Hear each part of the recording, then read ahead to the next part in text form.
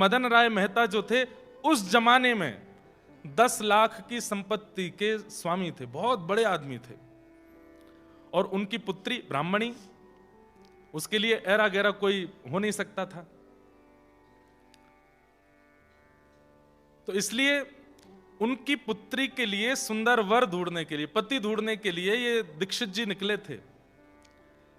तो मदन राय मेहता ने जूनागढ़ के सारंगधर नाम के एक व्यक्ति को पत्र लिख करके दिया कि मैं अपने कुल पुरोहित को भेज रहा हूं, मेरी बेटी के लिए अच्छा वर मिले, आप इनको जूनागढ़ में अच्छे ब्राह्मण परिवार दिखा दीजिएगा। ध्यान से सुनिएगा। तो जो सारंगधर जिसको पत्र लिखा था, उसने सोचा कि मदन राय इतने बड़े परिवार है, इतने धनवान हैं, उनकी बेटी से अगर मेरे बेटे का ब्याह हो जाए तो कितना अच्छा रहेगा। तो सारंगधर के पास जब दीक्षित जी आए तो सारंगधर जी ने कहा, आप बाहर तो बाद में देख लेना, पहले मेरा ही बेटा देख लो। तो दीक्षित जी ने जब उनका बेटा देखा तो बेटा व्यसनी लगा, चेहरे से ही व्यसनी, देखने से ही पता चल रहा था कि व्यसन करता है। तो उन्होंने कह दिया, भैया हमको तुम्हारा बेटा भा नहीं रहा, और दिखाओ। तो 2-4 उनके मित्र थे, उनके बेटे दिखाए, वो भी नहीं भाए। जब कहीं भी कोई बेटा नहीं भाया तो सारंगधर ने विचार किया, इनको कोई का बेटा भाई नहीं रहा है, अब क्या करें। तब 2-4 जो मन चले थे, जो चिढ़ते थे नरसिंह मेहता जी से, उन्होंने कहा, बोले अब ये कोई नहीं भा रहा है, बहुत बड़ा राजकुमार चाहिए, तो इनको एक काम करो, वो श्यामल दास है ना नरसिंह मेहता का, वो दिखवा दो। जब उसको देखेंगे तो अंत में ये आएगा कि भाई इस पूरे नगर में इतना बढ़िया कोई है ही नहीं, तो लौट फिर के तुम्हारे बेटे का ही तिलक करके चले जाएंगे, श्यामल दास से मिलवाओ। अब लोग बाग भक्तों के साथ करना तो चाहते हैं छल, लेकिन ठाकुर जी उस छल को सुंदर क्रिया में परिवर्तित कर देते हैं। अब वो दीक्षित जी को भेज दिया, बोले देखो पूरे जूनागढ़ के अच्छे लड़के देख लिए, आपको कोई पसंद नहीं आया, अब एक ही बचा है, उस जैसा भगत, उस जैसा सुंदर, उस जैसा सुयोग्य लड़का अगर आपको पसंद नहीं आया तो फिर आपके लिए इस धरती में कोई लड़का है नहीं। बोले कौन? बोले हमारे यहां नरसिंह मेहता है, उनका बेटा श्यामल दास। आहा, दीक्षित जी इसीलिए कथा में बैठे थे। नरसिंह मेहता जी का प्रवचन सुनकर के उनके भाव तो भरी गए, तुरंत गए, बोले मैं मदन राय मेहता का कुल पुरोहित हूं, आपका पुत्र श्यामल दास, उसको देखना चाहता हूं। नरसिंह मेहता बोले क्या देखना चाहिए? ये बैठा, यही है मेरा पुत्र। पीछे मुड़ करके देखा तो नेत्रों में आंसू, भाव विभोर श्यामल दास पड़ा है।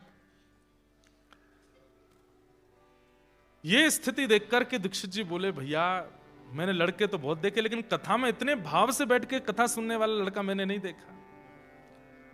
नैन नक्श देखना दूर की बात, बाकी की चीजें देखना दूर की बात, उन्होंने तो पक्का कर दिया, बोले यही हमारे यजमान की बेटी के लिए, इससे अच्छा बेटा नहीं मिलेगा। नरसिंह मेहता बोले रुकिए रुकिए रुकिए, इतनी जल्दी निर्णय मत लीजिए। शास्त्र आज्ञा करते हैं कि पुत्री के लिए वर देखने में 4 चीजों का ध्यान रखना चाहिए। पुत्री के लिए वर देखने में 4 चीजों का ध्यान। सबसे पहला कुल, कुल कैसा है। दूसरा देखना चाहिए शीलवान है कि नहीं, कहीं बहुत ज्यादा आडंबर वाले तो नहीं है, कहीं बहुत ज्यादा पाखंडी तो नहीं है, क्रोधी तो नहीं है, शीलवान होने चाहिए। और तीसरा होता है रूप, लड़का सुंदर होना चाहिए। अपनी पुत्री को हम ऐसी किसी को नहीं दे देंगे, उसका रूप सुंदर होना चाहिए। और अंतिम होता है धन, हमसे थोड़े धनवान ज्यादा होने चाहिए, वहीं अपनी पुत्री को भेजेंगे हम। पुत्री का विवाह सदैव अपने से ऊंचे खानदान में ही करना चाहिए, यह नियम है। पिता को इस धर्म का पालन करना चाहिए। नरसिंह मेहता ये बात दीक्षित जी से कह रहे हैं कि महाराज कुल, शील, रूप, धन ये सब देखना चाहिए। धन तो मेरे पास है नहीं। कुल मेरे पास कैसा है कि ब्राह्मणों ने मुझे नागर वंश से निकाल दिया, भैया ने मुझे घर से निकाल दिया, कुल भी मेरे पास नहीं है। रूप, अब रूप तो जैसा है बस चंदन फोटा लगाते हैं ऐसा ही रूप है, बचा कुचा एक शील ही है हमारे पास, और कुछ नहीं है। दीक्षित जी बोले बस वही चाहिए और कुछ नहीं चाहिए, शीलता ही चाहिए। तुरंत नारियल निकाल करके श्यामल दास की गोद में रख दिया, तिलक कर दिया। बोले रोका हो गया तुम्हारे बेटे का। नरसिंह मेहता बोले, मदन राय मेहता बहुत बड़े आदमी हैं, मैं उनके बिल्कुल पांव की धूमन भी नहीं हूं, मैं कैसे करूंगा ये सब। बोले, करना तुमको थोड़ी, तुम तो बस बारात लेके आना, करेंगे तो मदन राय मेहता करेंगे सब। नरसिंह मेहता बोले, देख लो भैया, और थोड़ा जांच कर लीजिएगा आप, ठीक है। अब यहां दीक्षित जी जैसे निकल के आए तो वो नगर के लोगों ने कहा, क्यों, कैसी रही, देखा श्यामल दास, हम तो आपसे पहले ही कह रहे थे पसंद नहीं आएगा, ये हमारा ही बेटा, ठीक है इसका तिलक कर दो। बोले, तिलक उसका तुम्हें करे आया। श्यामल दास बहुत बढ़िया लगा, उसकी गोद में मैं नारियल भी रखे आया, तिलक भी करे आया।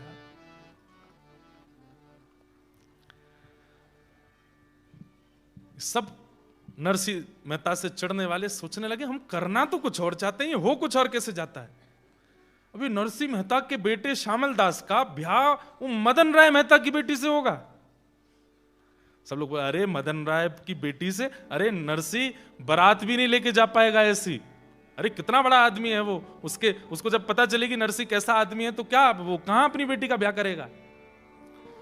लेकिन उन मन चले लोगों का मन माना नहीं, बोले ये दीक्षित कुल पुरोहित है, इसकी बात मदन राय मेहता काटेगा नहीं, हम क्या करें।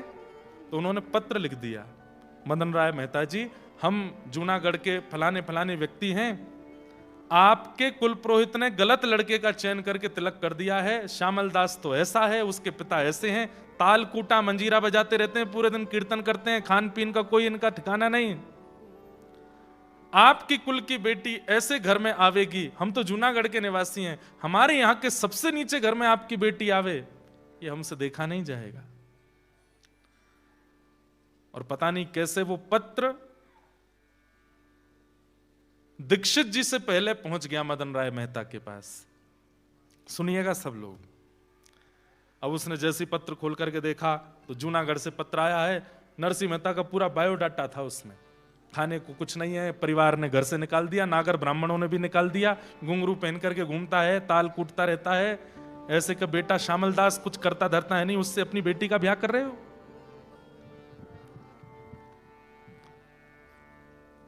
देख करके मदन राय तो बहुत परेशान हुआ, बोले मेरे कुल गुरु कैसे बेटे का तिलक करके आए।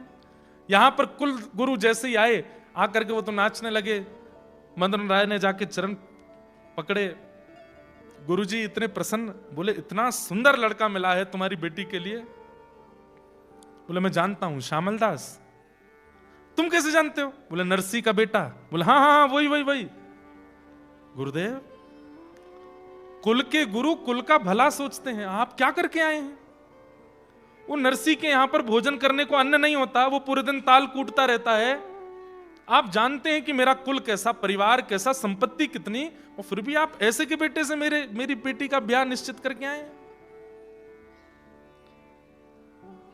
मैं मरते मर जाऊंगा लेकिन अपनी बेटी को श्यामल दास से ब्याह नहीं कराऊंगा। कुल पुरोहित बोले तुम्हें कैसे पता कि ये सब स्थिति है? बोले देखो पत्र आया है। बोले तुम वो नहीं देख पाए जो मैं देख करके आया हूं। अरे दूसरों के घरों में जाते हैं तो संपत्ति दिखाई देती है, दूसरों के घरों में जाते हैं तो व्यवस्थाएं दिखाई देते हैं। नरसिंह के घर में जाकर के तो वृंदावन का अनुभव हो रहा था, नरसिंह के घर में जाके द्वारिका का अनुभव हो रहा था। नरसिंह के घर में जाके ऐसा नहीं लगता कि यहां लोग रहते हैं, ऐसा लगता था कि यहां परमात्मा रहता है। तुम्हारी बेटी, तुम भले ही बहुत धनवान हो, नरसिंह इतना धनवान नहीं है, लेकिन तुम्हारी बेटी उस घर में बहुत प्रसन्न रहेगी, और मैं तुम्हारा कुल गुरु हूं, मुझ पर थोड़ा तो विश्वास करो। अरे कल को मेरी बेटी को अगर दुख लगा तो आप जाएंगे उसको संभालने के लिए? मैं बस आपसे एक ही प्रार्थना कहता हूं, गुरुजी आज तक आपकी बात नहीं काटी, लेकिन उससे अपनी बेटी का ब्याह नहीं करूंगा। यहां दीक्षित जी ने भी हट कर ली, बोले कि मैं टीका वापस लेकर के नहीं आऊंगा, मैं संबंध तोड़ के नहीं आऊंगा। तुम चाहो तो मेरा अंगूठा काट दो जिससे मैं तिलक करके आया हूं, लेकिन ब्याह मैं पक्का करके आया हूं। अब मेरे प्राण चले जाएं तो तुम अपनी बेटी का ब्याह कहीं और कर देना, लेकिन मेरे जीते जी तो ब्याह वहीं होगा। पत्नी निकल के आई, मदन राय मेहता जी की आकर के बोली आप क्यों गुरुदेव से इतना हट कर रहे हैं? अरे देखो देवी, मैं कहां मुंह दिखाऊंगा, कल को पता चलेगा मेरी बेटी का कहां ब्याह हुआ, लोग क्या बात बनाएंगे। बोले गुरुदेव कह रहे हैं सब ठीक होगा, हम पे इतनी संपत्ति है, हम इतने धनवान धनी मानी लोग हैं, कुछ धन संपत्ति हम भेज देंगे उनके यहाँ, वो व्यवस्था कर देंगे। अब गुरुजी करे आए हैं तो वहीं होने दो ब्याह। मदन राय मेहता ने बात मान तो ली, लेकिन रातों की नींद उड़ गई। कुछ घर के लोगों से उसने सलाह मशवरा की और कुछ घर के लोगों को एकांत में ले जाकर के बताया। बोले मेरी बेटी का ब्याह ऐसे ऐसे हो रहा है, वो देखने में तो सुंदर है लेकिन घर परिवार ऐसा है, मैं क्या करूं। बोले आप एक काम करो, नरसिंह मेहता जी को सीधे पत्र भेजो और पत्र में इतनी व्यवस्थाएं लिख दो, इतनी व्यवस्थाएं लिख दो कि हमको ऐसी बारात चाहिए, ऐसी बारात होनी चाहिए, ऐसी घोड़ी होनी चाहिए, बारात में आने वाले लोगों की पोशाक ऐसी होनी चाहिए, पाग ऐसी होनी चाहिए। इतनी व्यवस्थाएं लिख दो कि देख करके नरसिंह मेहता अपने आप ही संबंध तोड़ देंगे। बोला हाँ ये बात सही कह रहे हो। उन्होंने पत्र लिखा और पत्र में लिख दिया हमको ऐसी बारात दिखानी है, हम बहुत धनी मानी लोग हैं, लोग बाग यहाँ देखने के लिए आएंगे कि कैसी बारात है, इतने घोड़े, इतने हाथी, इतने ये, इतने वो, ऐसे रत्न, ऐसे सब पहन करके आप लोग आइएगा। और पत्र फोल्ड करके उसके ऊपर जय श्री कृष्ण लिख के भेज दिया। नरसिंह मेहता जी के पास पत्र पहुंचा। जैसे ही पत्र पहुंचा, नरसिंह मेहता जी ने देखा पत्र के ऊपर क्या लिखा है, जय श्री कृष्ण। तुरंत देखकर अरे अरे तो ठाकुर जी का पत्र, दूसरे का पत्र पढ़ना नहीं चाहिए। मैं दूसरे का पत्र नहीं पढ़ता। जय जय आपका पत्र है, आप पढ़ो। पत्र जाके वो अनओपन्ड पत्र, वो फोल्डेड पत्र ही धर दिया, देखा ही नहीं। खड़े खड़े ठाकुर जी के नरसिंह देख तो ले, घोड़े कितने हैं, ये हाथी कहां से आएंगे इतने।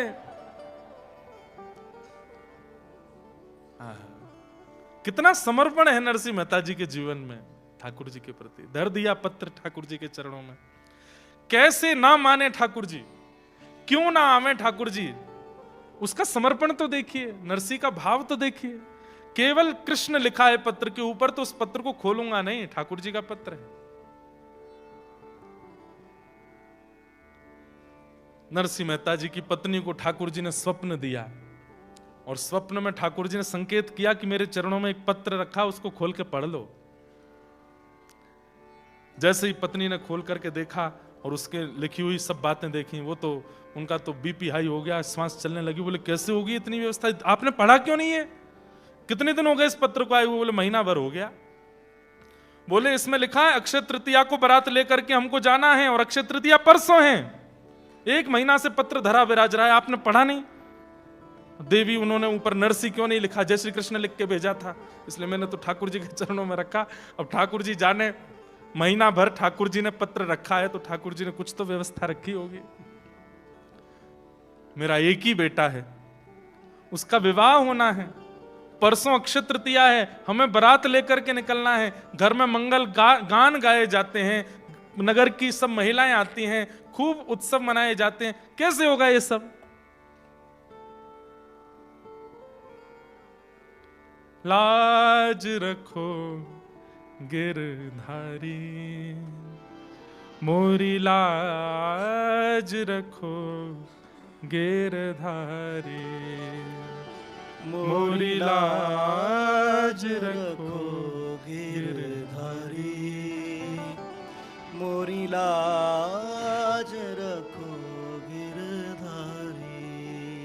जैसी लाज राखी अर्जुन की, जैसी लाज रखी बंधुओं की। एक बात बोलूं आपसे, निवेदन करूं, जीवन में कष्ट आवे, ऐसी स्थिति आ जाए कि बस अब लगता है कि अब क्या करें, अब मरने के अलावा हम पे कोई और रास्ता नहीं है। भगवान ना करे ऐसी स्थिति कभी जीवन में आवे। पर एक बात हमारी लिख लीजिएगा, हर व्यक्ति के जीवन में 5 अग्नियां आती हैं। आपका जीवन चाहे जितना बड़ा हो, 80 वर्ष का है, 90 वर्ष का है, 100 वर्ष का है, 5 बार ऐसी परिस्थिति आएगी कि आप टूट जाएंगे। वो पंचअग्नि है। मैं डराने के लिए नहीं बोल रहा हूं, ये हम सबका जीवन ऐसे ही डिजाइन किया है ठाकुर जी ने। 5 बार ऐसी परिस्थिति आती है कि आप बिल्कुल इस स्थिति में आ जाएंगे कि अब हम करें क्या।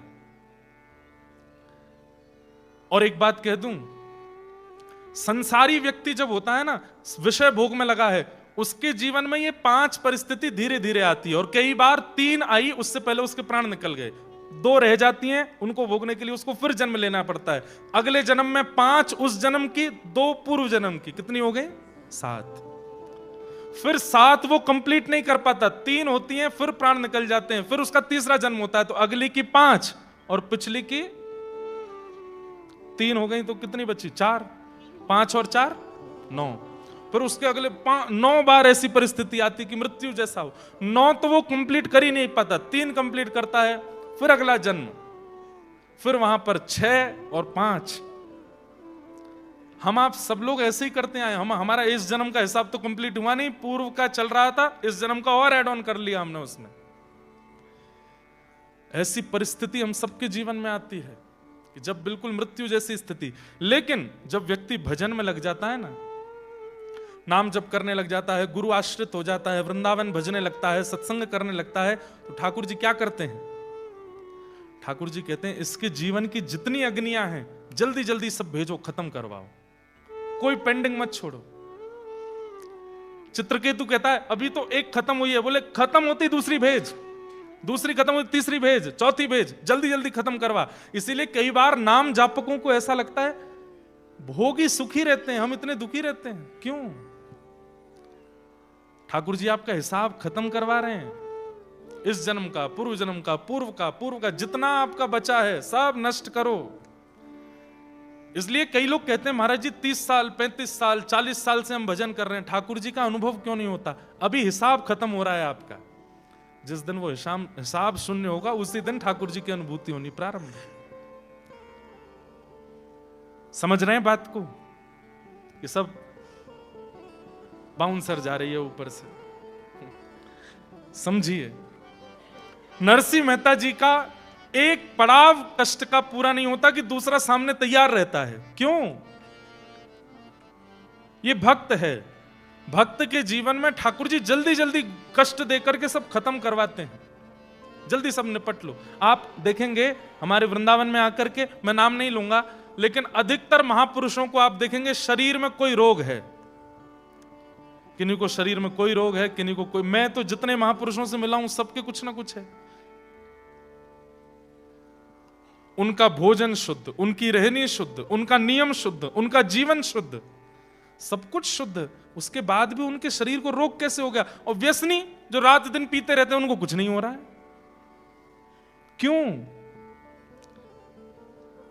ठाकुर जी कष्ट नहीं दे रहे हैं, उनका जो इस जन्म का, पूर्व जन्म का, पूर्व से पूर्व जन्म का जो कर्म बंधन बचा है, जो शेष रह गया है, उसको निकलवाते हैं, निवृत्त करवाते हैं। इसलिए मैं अनुरोध करता हूं कि कष्ट आ जाए तो भोग लो, उसको समाप्त कर लो, उससे भागो मत, बस ठाकुर जी का नाम मत छोड़ना।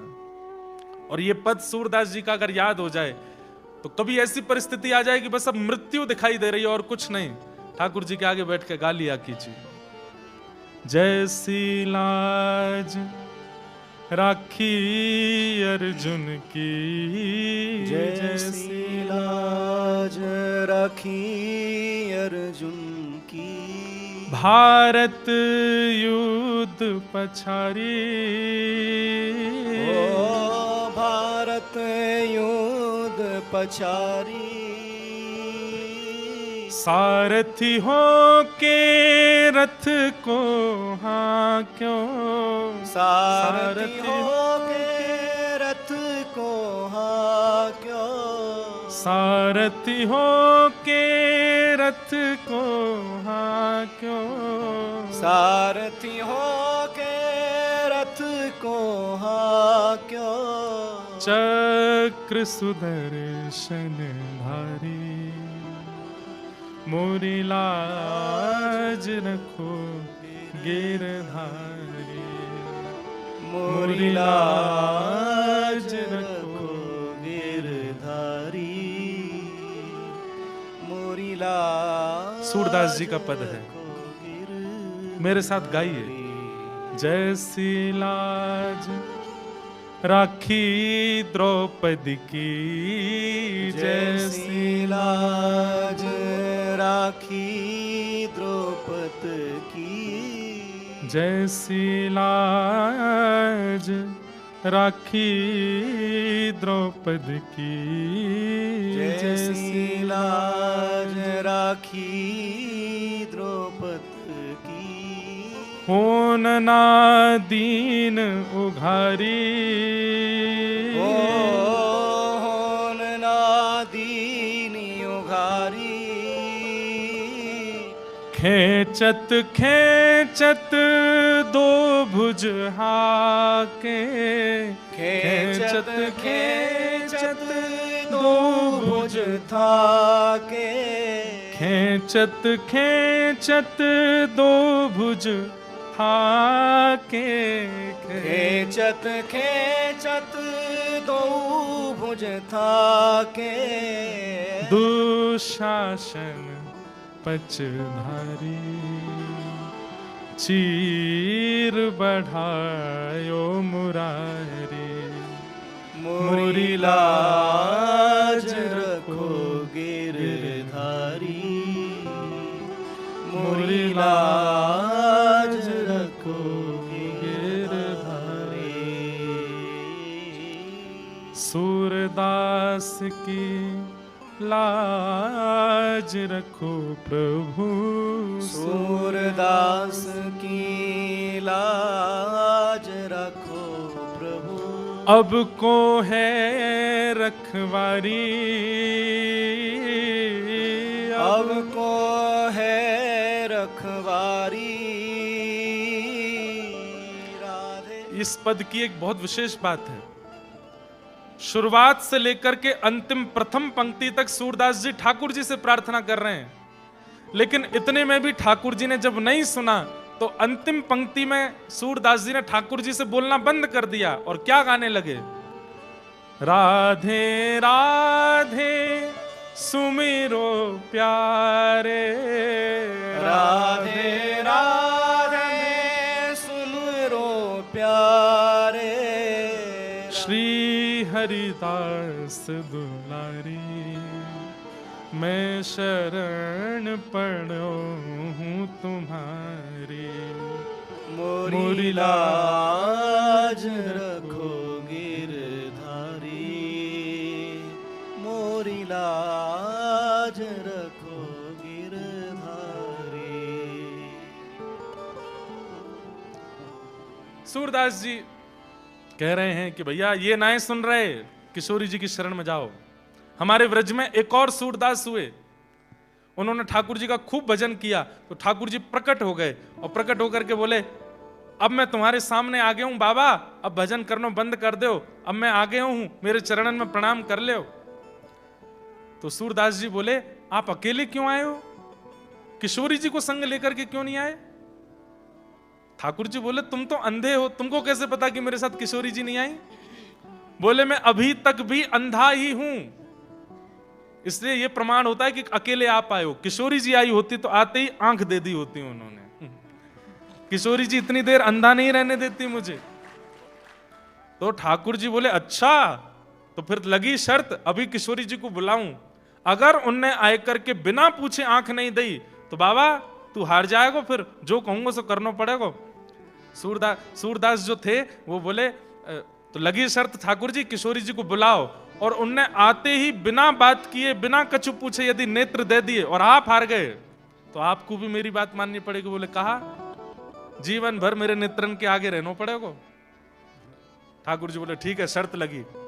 तुरंत किशोरी जी को आह्वान की हो, राधे राधे करुणामयी कृष्ण प्यारी, मेरी सुधली जो श्री वृषभानु दुलारी, मेरी सुधली जो श्री वृषभानु। इतने में ही तप्त कांचन गौरांगी श्री राधे वृंदावनेश्वरी प्रकट हो गई, और जैसे ही किशोरी जी प्रकट हुई, प्रकट होकर के नेत्र खोल करके देखा श्याम सुंदर खड़े हैं, और बगल में एक बाबा है जिसके नेत्रों में पुतली नहीं है, मतलब अंधा है।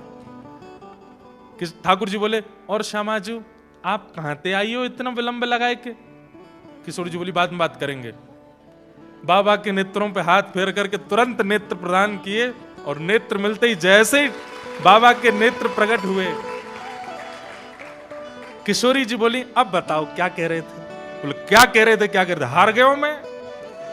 अरे करुणामयी किशोरी जी, इतनी ज्यादा करुणा काय को है आप में। अरे पूछ तो लो बाबा को नाम कहा है, पूछ तो लो काय को हमें बुलाए रहे हो है, क्यों मैं यहाँ खड़ा हूं, क्यों यहाँ आप आई हो। आपने बिना कछु पूछे विचारे सीधे वाके नेत्र प्रदान कर दिए। किशोरी जी बोली मुंह पे दूसरे को कष्ट देखो ना जावे। ऐसी हमारी प्रिया जी। आहा। जैसे ही नरसिंह मेहता ने ठाकुर जी से कहा कि नाथ, अब मुझे चिंता नहीं है कि मेरे पुत्र की बारात कैसी हो, लेकिन इतना कुछ लिख करके भेजा है, किसी और की मान की बात है, मेरे मान की बात नहीं है। वंशीधर मेहता जिसकी पुत्री से मेरी मदन राय मेहता जिसकी पुत्री से मेरे बेटे का ब्याह, उसकी मान की बात है। नाथ मुंह पे तो कोई व्यवस्था है नहीं, मैं तो घोड़ी लाने के लायक भी नहीं हूं, आप ही आकर के कोई व्यवस्था करो। इतने में ही ठाकुर जी रुक्मणी जी से बोले, रुक्मणी जी आप द्वारिका की रक्षा करो, मैं जाऊं। रुक्मणी जी बोली ये क्या लगा रखा है आपने, रोज रोज ये नरसिंह मेहता के पास चले जाते हो, कभी सांवरिया सेठ बन के चले जाते हो, कभी नरसिंह मेहता बन के उसके पिताजी का श्राद्ध करने चले जाते हो, कभी कुछ रूप में कभी कुछ रूप में।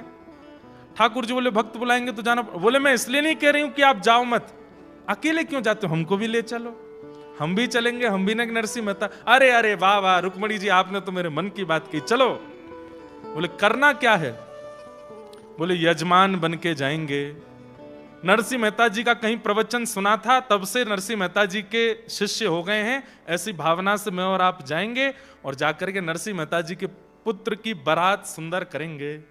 यहां रुक्मणी जी और ठाकुर जी संपूर्ण द्वारिका के लोगों को जगाया, सबसे कहा महंगे वाले वस्त्र पहन करके आओ, गले में हार पहन के आओ, अपने घर में जितने घोड़े हैं हाथी हैं सबको लेकर के चलो। बोले कहां जाना है। बोले हमारे एक परम मित्र हैं, वहां द्वारिका में सबको बता दिया, हमारे मित्र हैं, उनके बेटे की बारात सजाने जाना है।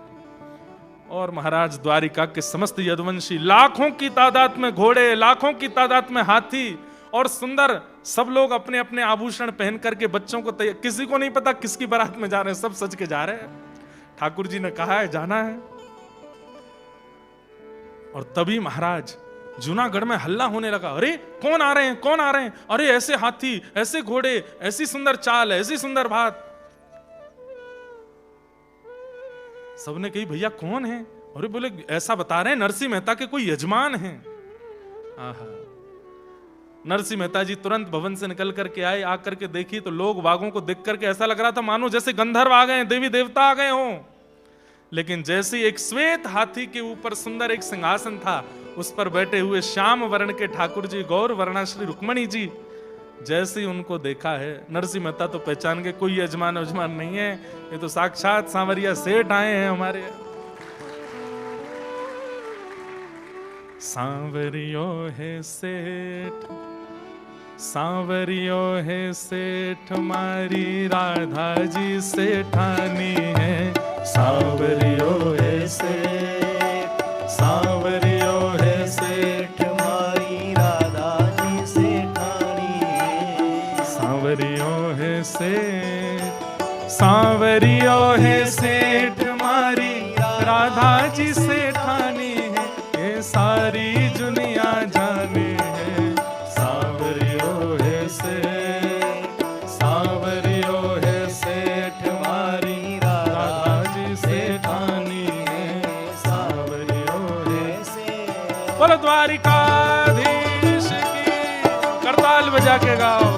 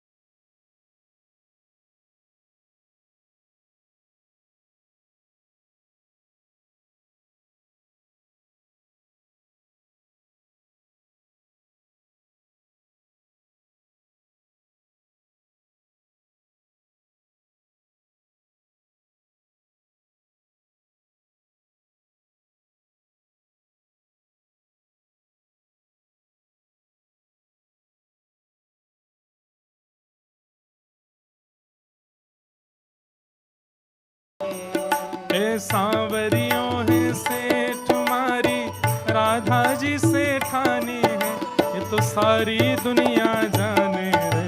सांवरियो है सेठ, सांवरियो है सेठ मारी राधा जी सेठानी है, तो है राधा जी सेठानी है।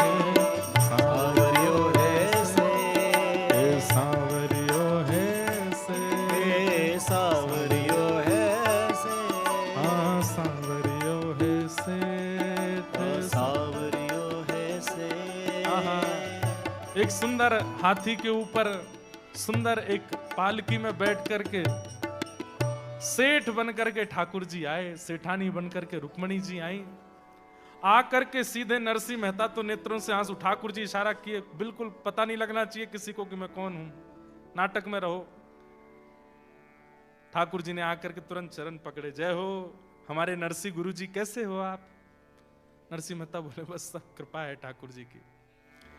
नरसिंह मेहता जी की पत्नी बोली कौन है? नरसिंह मेहता कुछ बताते, इतने में ठाकुर जी बोल पड़े, अरे गुरु मां प्रणाम, ये नरसिंह जी कथा सुनाने आए थे, मैंने मेरी सेठानी जी ने कथा सुनी और महाराज ऐसे हम तो इनके मुरीद हो गए, क्या बताएं, तब से हमारी सेठानी तो पीछे ही पड़ी, दर्शन करा लाओ, दर्शन करा लाओ, दर्शन करा लाओ। हमको पता चली कि नरसिंह जी के लाला का ब्याह है और ब्याह में बारात जानी है। तो सेठानी जी बोली हम यहाँ खाली बैठे क्या करें, जाएंगे गुरुजी और गुरु माँ का हाथ बटाएंगे और पूरे ब्याह को सजाएंगे। हम तो यहाँ पर सब सेवा के लिए आए हैं, ये पूरा नगर हमारा आया है, आप तो बस आज्ञा करो क्या सेवा करनी है। नरसिंह जी तो महाराज एक कोने में बैठे बैठे रोने लगे। ठाकुर जी बोले रोने से काम नहीं, बेटे का ब्याह है रो रहे हो? ठाकुर जी आप ही संभालो, मैं तो मुझे बस रोन दो, आप क्यों इतनी कृपा करते हो? ठाकुर जी बोले बातचीत सब बाद में करेंगे, तुम जाओ मंदिर में जाके भजन करो, हम कर रहे हैं सब काम।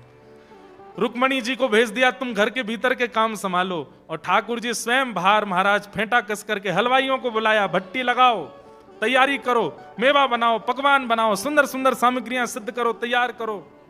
यहां रुक्मणी जी भीतर ढोलकी लेकर के बैठ गई, बन्ना बन्नी गीत गाने लगी। नरसिंह मेहता जी के बेटे का ब्याह है। अब तो महाराज जूनागढ़ के लोग जो नरसिंह जी के घर जा भी नहीं रहे थे, वो हाथी घोड़ा देखने के लिए गए और लोगों की शक्ल देख करके, ऐसे राजशाही पोशाक देख करके और बाहर से झांक के नरसिंह जी के घर में देख रहे हैं। और जूनागढ़ के लोग नरसिंह जी की पत्नी से कह रहे हैं हम भी आ जाएं भीतर। अरे आओ आओ, क्यों नहीं आओगे? देखते ही देखते पूरा जूनागढ़ पहुंच गया। नरसिंह जी केवल रोए जा रहे हैं, जिन्होंने मुझे कभी अपना नहीं माना, आज वो सब मेरे गले में गलवैयां दे रहे हैं, सब मेरे घर में आके कीर्तन कर रहे हैं, सब आकर के इतना उत्साहवर्धन कर रहे हैं।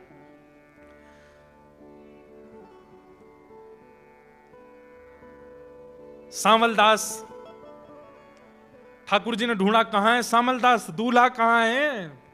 पता चली वो भी दूसरे मंदिर में कहीं रो रहा है। ठाकुर जी गए, ए भाई सामलदास काय को रो रहे हो? आप कौन? बोले हम तुम्हारे पिताजी के श्रोता हैं। अच्छा चलो आओ, तुम्हारा ब्याह है, घोड़ी पे बैठना है। मेरा तो मन नहीं, पिताजी ने क्यों? अबे मन तो किसी का नहीं होता, लेकिन करना तो पड़ता है, चलो। ठाकुर जी लेकर के गए। ठाकुर जी ने श्यामलदास को नवाया, संग में अपने सब सखा लगाए द्वारिका के, सुंदर इत्र लगाया, धोती अपने हाथ से पहनाई, दुल्हा को तैयार कर रहे हैं, सुंदर पोशाक पहनाई, तिलक स्वरूप पत्रावली ठाकुर जी अपने हाथ से श्यामलदास के पत्रावली कर रहे हैं, सिर पर पाग पहनाई, सिरपेज पहनाया, जैसे ही एक मोर पिछ लगाया, आहा ऐसा लगा कि ठाकुर जी के पुत्र अनिरुद्ध हों, इतना सुंदर। ठाकुर जी बोले मैं दिखा तो दूं जरा उस मेहता को, मेरे नरसी के लिए कह रहा है कि वो ताल कूटा, मेरी बेटी से अपने बेटे का ब्याह करे। अब देख तेरी बेटी फीकी लगेगी मेरे नरसी के बेटे के आगे। अब देखो कैसी बारात, सुंदर घोड़ी लेकर के आए। महाराज नाल नहीं थी, घोड़ों के पैरों में नाल होती है ना, नाल की जगह सोने मड़े हुए हैं। श्यामलदास जी का पुत्र बैठाया गया और महाराज हाथी घोड़ा लेकर के बैंड बाजे सब बज रहे हैं। बैंड बाजे कौन बजा रहे हैं? इंद्र बजा रहे हैं। इंद्र कहीं पर कोई करताल बजा रहे हैं, नारद जी वीणा बजा रहे हैं, सरस्वती जी वीणा बजा रही हैं। सब रूप बदल बदल करके आए हैं और ऐसी बारात की महाराज देखते बनती है। यहां वो ब्राह्मण बोला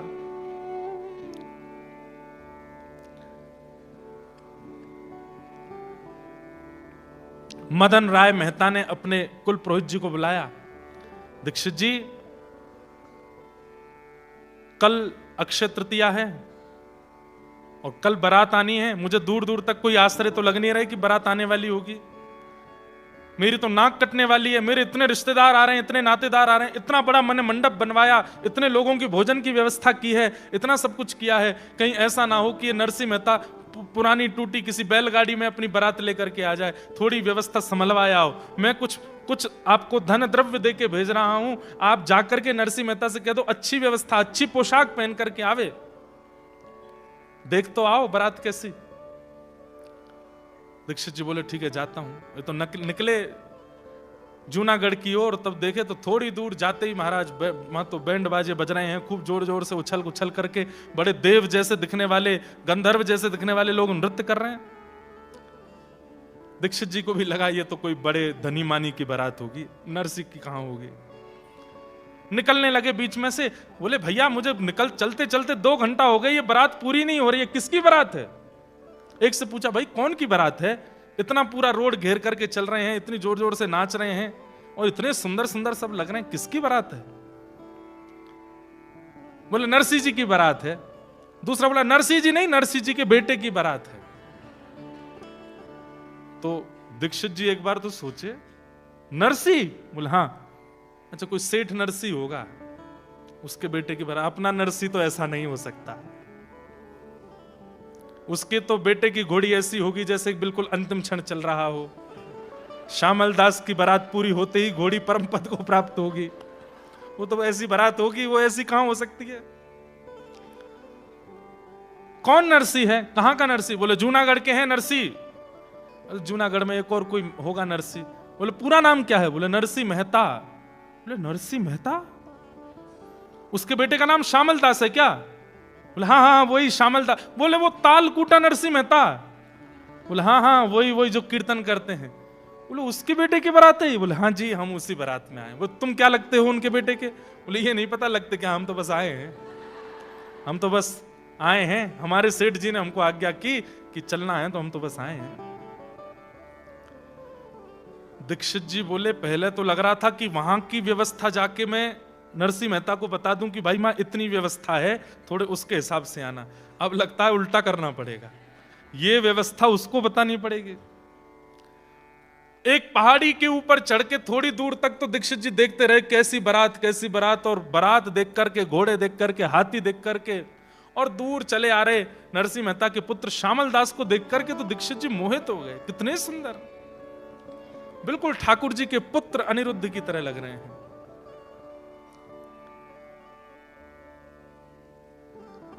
दीक्षित जी दौड़ करके वापस गए। वहां पर मदन राय मेहता बैठा था। हाँ कोई खबर सुध आ रही है, बारात वरात कुछ आप दे आए ना, जो मैंने आपको 10-5 हजार रुपए दिए थे वो दे आए ना उनको वस्त्र खरीदने के लिए। बोले ये पकड़ अपने 10-5 हजार रुपए, और सुन अपना घर बेच दे, अपनी संपत्ति बेच दे, अपने घर के सारे बर्तन बेच दे, सोना चांदी सब दाव पर लगा दे, उसके बाद भी उस बारात में जो घोड़े आ रहे हैं उनको घास नहीं खिला पाएगा। इतनी बड़ी बारात है, घोड़ों को घास नहीं खिला पाएगा, बारातियों को भोजन तो बहुत दूर की बात है। बोले हैं ऐसा। बोले मैं झूठ नहीं बोल रहा हूं। बोलते बोलते नेत्र सजल हो गए। अरे मदन तू बहुत अभिमान करता था, तू बहुत धनवान है, तेरी बेटी ऐसे कुल की है, ऐसे कुल की, ऐसी बारात। अरे मुझे तो लगता है कौंडन्यपुर कृष्ण भी ऐसी बारात नहीं लेकर के गए होंगे जैसी बारात नरसिंह मेहता के पुत्र की आ रही है। मुझे दिखाइए, मैं देखना चाहता हूं। बोले यहां से नहीं, ऊपर चल, कहीं पहाड़ी पर चढ़ के देख। पहाड़ी पर जाकर के देखा, दूरबीन लेकर के गए, दूर ऊपर से देखने लगे, बारातियों के आव भाव देख करके, गले के हार देख करके, घोड़े हाथी आदि इन सबको देख करके, और नरसिंह मेहता जी के पुत्र को देख करके वो मदन राय तो चरणों में गिरा दीक्षित जी के। आपने बड़ी कृपा करी जो मेरी पुत्री का यहाँ विवाह नक्की कर दिया, लेकिन अब दूसरी संशय है। बोले क्या। अब मेरी नाक और कट जाएगी। क्यों। अब मैं बारात को खिलाने पिलाने लगी, इनको तो मैं कुछ नहीं कर पाऊंगा, ये तो इतनी बड़ी बारात है, इसको कैसे करें। तो पहले ऐसा होता था कि एक दिन में विवाह नहीं होता था, बारात आकर के रात में जनवासे में रुकती थी। अब यहां कोई 1-2 लोग होंगे जिनकी ऐसी ब्याह हुए हों कि बारात आज आ गई, फिर 2 दिन तक गांव के बाहर स्कूल में रुकती है, कहीं धर्मशाला में रुकती है, घर के लोग बाग वहीं उनको भोजन प्रसादी पवाते हैं। ऐसा हमारे पिताजी, हमारे पूर्वजों की तो ऐसी बारात हमने सुनी है। आजकल तो ऐसा नहीं होता, एक ही दिन में सब होता है। तो नरसिंह मेहता जी अपने पुत्र की बारात लेकर के पहुंचे। ठाकुर जी ने उस नगर के, बड़ नगर नाम था, तो बड़ नगर के बाहर ही तंबू आदि लगा दिए। पूरी बारात वहीं रुकी, वहीं सबका भोजन प्रसाद पानी सब हो रहा था। तो कहते हैं कि जब बारात आती है तो सबसे पहले ससुर जी, साले साहब, लड़के के, वो सब आते हैं पूछने के लिए कि सब ठीक है, कोई व्यवस्था में दिक्कत तो नहीं। तो मदन राय मेहता अपने कुल पुरोहित दीक्षित जी को लेके गया। बोले आप चलो मेरे साथ और नरसिंह मेहता जी से थोड़ा बोलो कैसे करेंगे। हम तो इतनी व्यवस्था तो हमने करी नहीं है। हमने तो जो तंबू पंडाल भी बनाया वो भी 500-600 आदमियों के लिए बनाया। हमको तो लगा नहीं था इतने लोग आएंगे। यहां तो ये लाखों की तादाद में आए हैं, अब क्या करें। बोले नरसिंह जी बहुत सरल हैं, तुम चलो, चल करके चरणों में प्रणाम कर देना, सब तुम्हारा मंगल हो जाएगा। तो चलो। अब ये वहां पहुंचे। वहां जाकर के बारात जहां रुकी थी वहां जाके पूछने लगे, बोले सेठ जी कहाँ हैं। और वहां सेठ जी, नरसिंह जी को कोई नहीं जानता था। सेठ जी सब ठाकुर जी को ही जानते थे। अच्छा सेठ जी वो सामने वाले तंबू में हैं। मिलते मिलाते सबसे पहुंचे। जैसे ही तंबू के भीतर प्रवेश किया, सुंदर सा सिंहासन, उस पर ठाकुर जी बैठे थे। ठाकुर जी को देख करके मदन राय मेहता बोले, अरे ये तो कितने सुंदर हैं।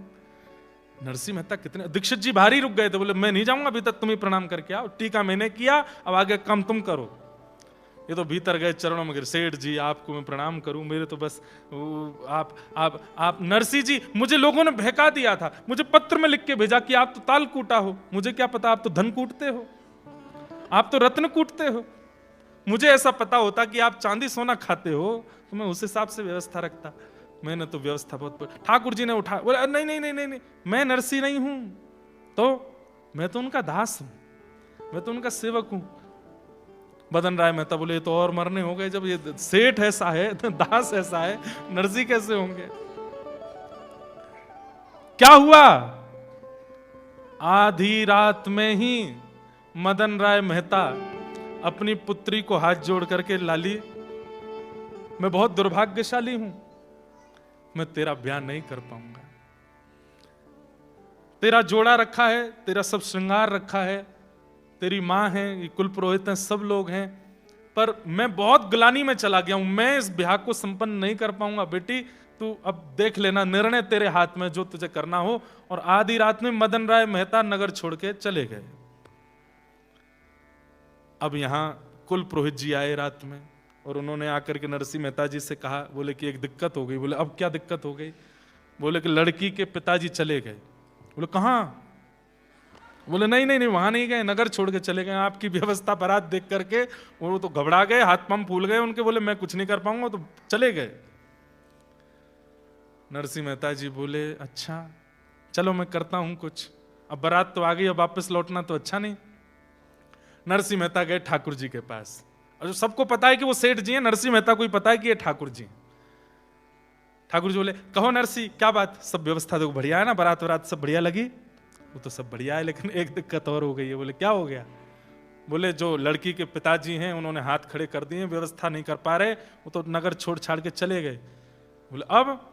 बोले अब बारात की व्यवस्था करिए, अब ब्याह भी आप ही कराओ, ब्याह की व्यवस्था भी आप ही करो। जब बारात इतनी ले, मैंने तो कहा नहीं था इतनी लेके आना, अब इतने यदुवंशियों को लेकर के आप आए हो तो व्यवस्था ब्याह की भी आप ही करो।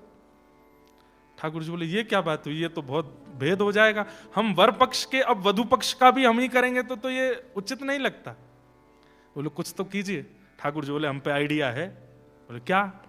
तुरंत नेत्र बंद करके बलराम जी को बुलाया। वो दाऊ दादा जल्दी आओ, अकेले नहीं आना, भाभी जी को संग लाना। तुरंत दाऊ दादा आए, वहां से रेवती मैया भी द्वारिका से आई। अब सोचिए ये नरसिंह मेहता के पुत्र का ब्याह है। दाऊ दादा आए, कहो कन्हैया कैसे बुलाए हो। दाऊ दादा एक सौभाग्य आपको देना है। बोले काय को सौभाग्य। बोले कन्यादान करोगे। बोले कैसो कन्यादान। पूरी बात बताई और बात बता करके कहे कि अब आपको ये सौभाग्य मिलेगा कि श्यामल दास की होने वाली पत्नी, उसके आप पिता और मां के रूप में अब आप विराजो और कन्यादान करो। दाऊ दादा के तो नेत्र सजल है। बोले हाँ लाला, एक भक्त की बहू को कन्यादान हमको करवे को मिलेगा, ये सौभाग्य है। ठाकुर जी बोले कन्यादान ही नहीं करना है, व्यवस्था भी पूरी आपको ही करनी है, साज श्रृंगार मंडप आदि भी सब आपको ही बनाना है। दाऊ दादा विनोद में बोल गए लाला है तो बड़ो चतुर, लड़का वारे लेवे तो वह पक्ष में खुद चलोगे और जहां देनो पड़े वहां हमको खड़ो कर रहे हो। ठाकुर जी बोले अच्छी बात है ना, घर ते घर में ही आ जाएगो, एक ही घर में है, खा बुराई है, चलो। और महाराज श्री नरसिंह मेहता जी के पुत्र का विवाह हुआ, जहां वर पक्ष के प्रधान हैं श्री ठाकुर जी और वधु पक्ष के प्रधान हैं श्री बलराम जी महाराज। और श्यामल दास का विवाह ठाकुर जी ने कराया, सब देखते रह गए, देखने वाले उस विवाह को भूल नहीं पाए। ऐसा अद्भुत विवाह ठाकुर जी ने वहां पर सिद्ध कराया। विदाई के समय रुक्मणी आदि वैसे ही रो रही हैं जैसे घर की कन्याएं रोती हैं, घर की माताएं रोती हैं। ऐसा विवाह हुआ।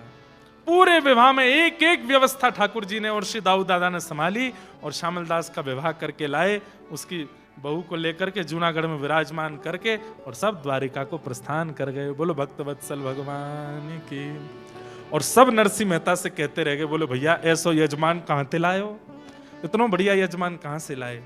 नरसिंह मेहता बोले क्या बताएं, ये कौन, मैं अपने मन की कैसे बताऊं कि ये यजमान थे कि ठाकुर जी थे, ये तो साक्षात ठाकुर जी हैं। द्वारिका नो नाथ मारो राजा रण छोड़ छे, इन मन माया लगारी रे। द्वारका नो नाथ मारो राजा रण छोड़ छे, इन मन माया लगाई रे। इने मन माया लगारी मारा वाला, इन मन माया लगाई मारा वाला। इने मन माया लगारी मारा वाला। इन मन माया लगाई मारा वाला। इने मन माया लगारी रे। इन मन माया लगाई रे। हे नरसिंहो सेठ मारो राजा रण छोड़ छे, इने मन माया लगाड़ी रे। नरसिंहो सेठ मारो राजा रण छोड़ छे, इन मन माया लगाई रे। हे द्वारिका नो नाथ मारो राजा रण छोड़ छे, इने मन माया लगाड़ी रे। द्वारका नो नाथ मारो राजा रण छोड़ छे, इन मन माया लगाई रे। हे घणी खम्मा घणी रे खम्मा मारा द्वारिकाधीश ने घणी रे खम्मा। हे घणी खम्मा घड़ी खम्मा घड़ी रे खम्मा मारा द्वारकाधीश ने घड़ी रे खम्मा। हे घणी खम्मा घणी रे खम्मा मारा द्वारिकाधीश ने घणी रे खम्मा। घड़ी खम्मा घड़ी रे खम्मा मारा द्वारकाधीश करताल बजा के गाओ, घड़ी बोलो द्वारिकाधीश की जय हो।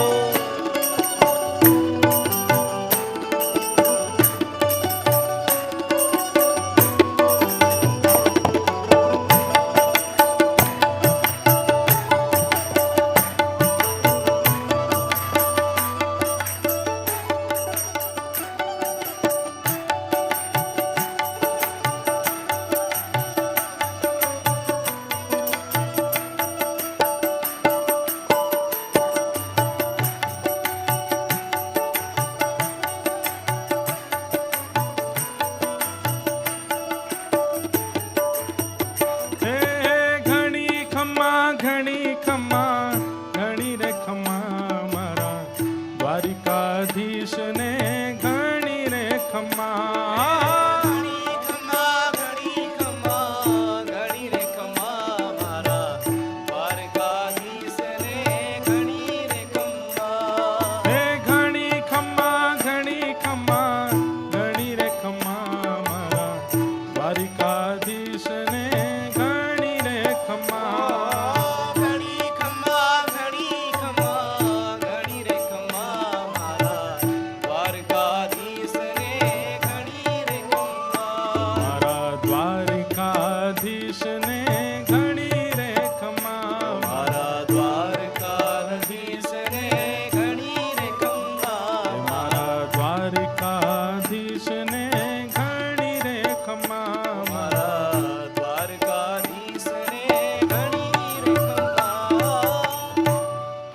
नरसी के पुत्र का विवाह कराने आए नरसिंह मेहता, लेकिन पूरे विवाह में नरसिंह मेहता एक कोने में बैठे रहे और केवल ठाकुर जी को ही देखते रहे और मन में केवल यही विचार करते कि मुझ में ऐसी कौन सी योग्यता है कि ठाकुर जी मुझ पर इतनी कृपा करते हैं।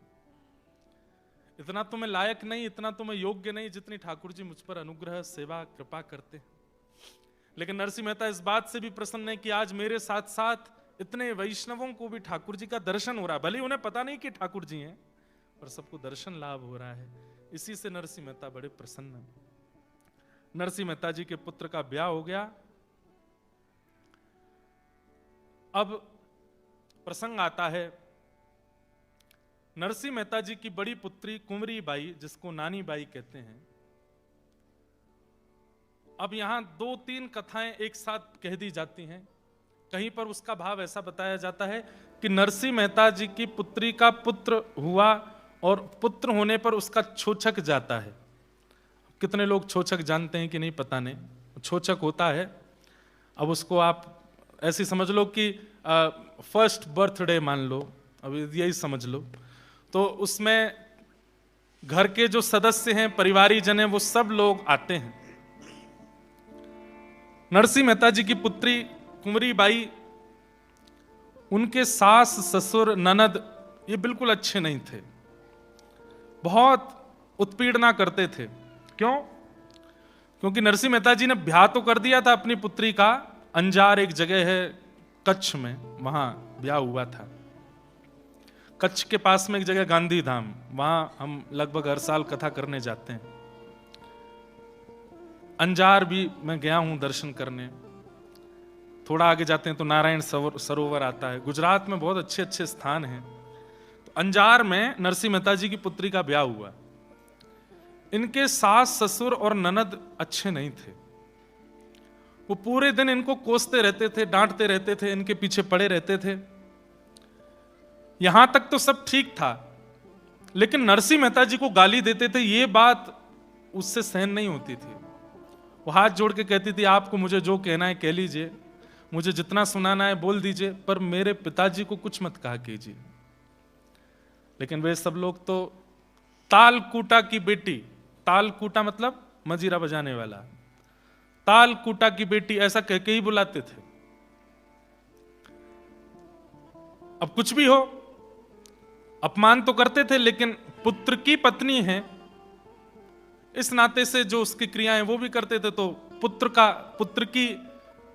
का पुत्र हुआ है, इसलिए माता पिता थोड़ा उत्सव, छोचक का उत्सव मना रहे थे। और उस उत्सव में सबको निमंत्रण भेजा। तब कुंवरी बाई, नानी बाई ने जाकर के अपने ससुर जी से कहा, मेरे पिताजी को भी निमंत्रण भेज दीजिए, वो भी आ जाएंगे। दूर बैठी बैठी सास हंसने लगी, बोले आएगा तो खाली हाथ ही, लेके तो कुछ आना नहीं उसको बुला करके हमारा अपमान ही होता है, सबके सामने दिखाना, कुछ भी करता नहीं, ऐसा सब बोलने लगी।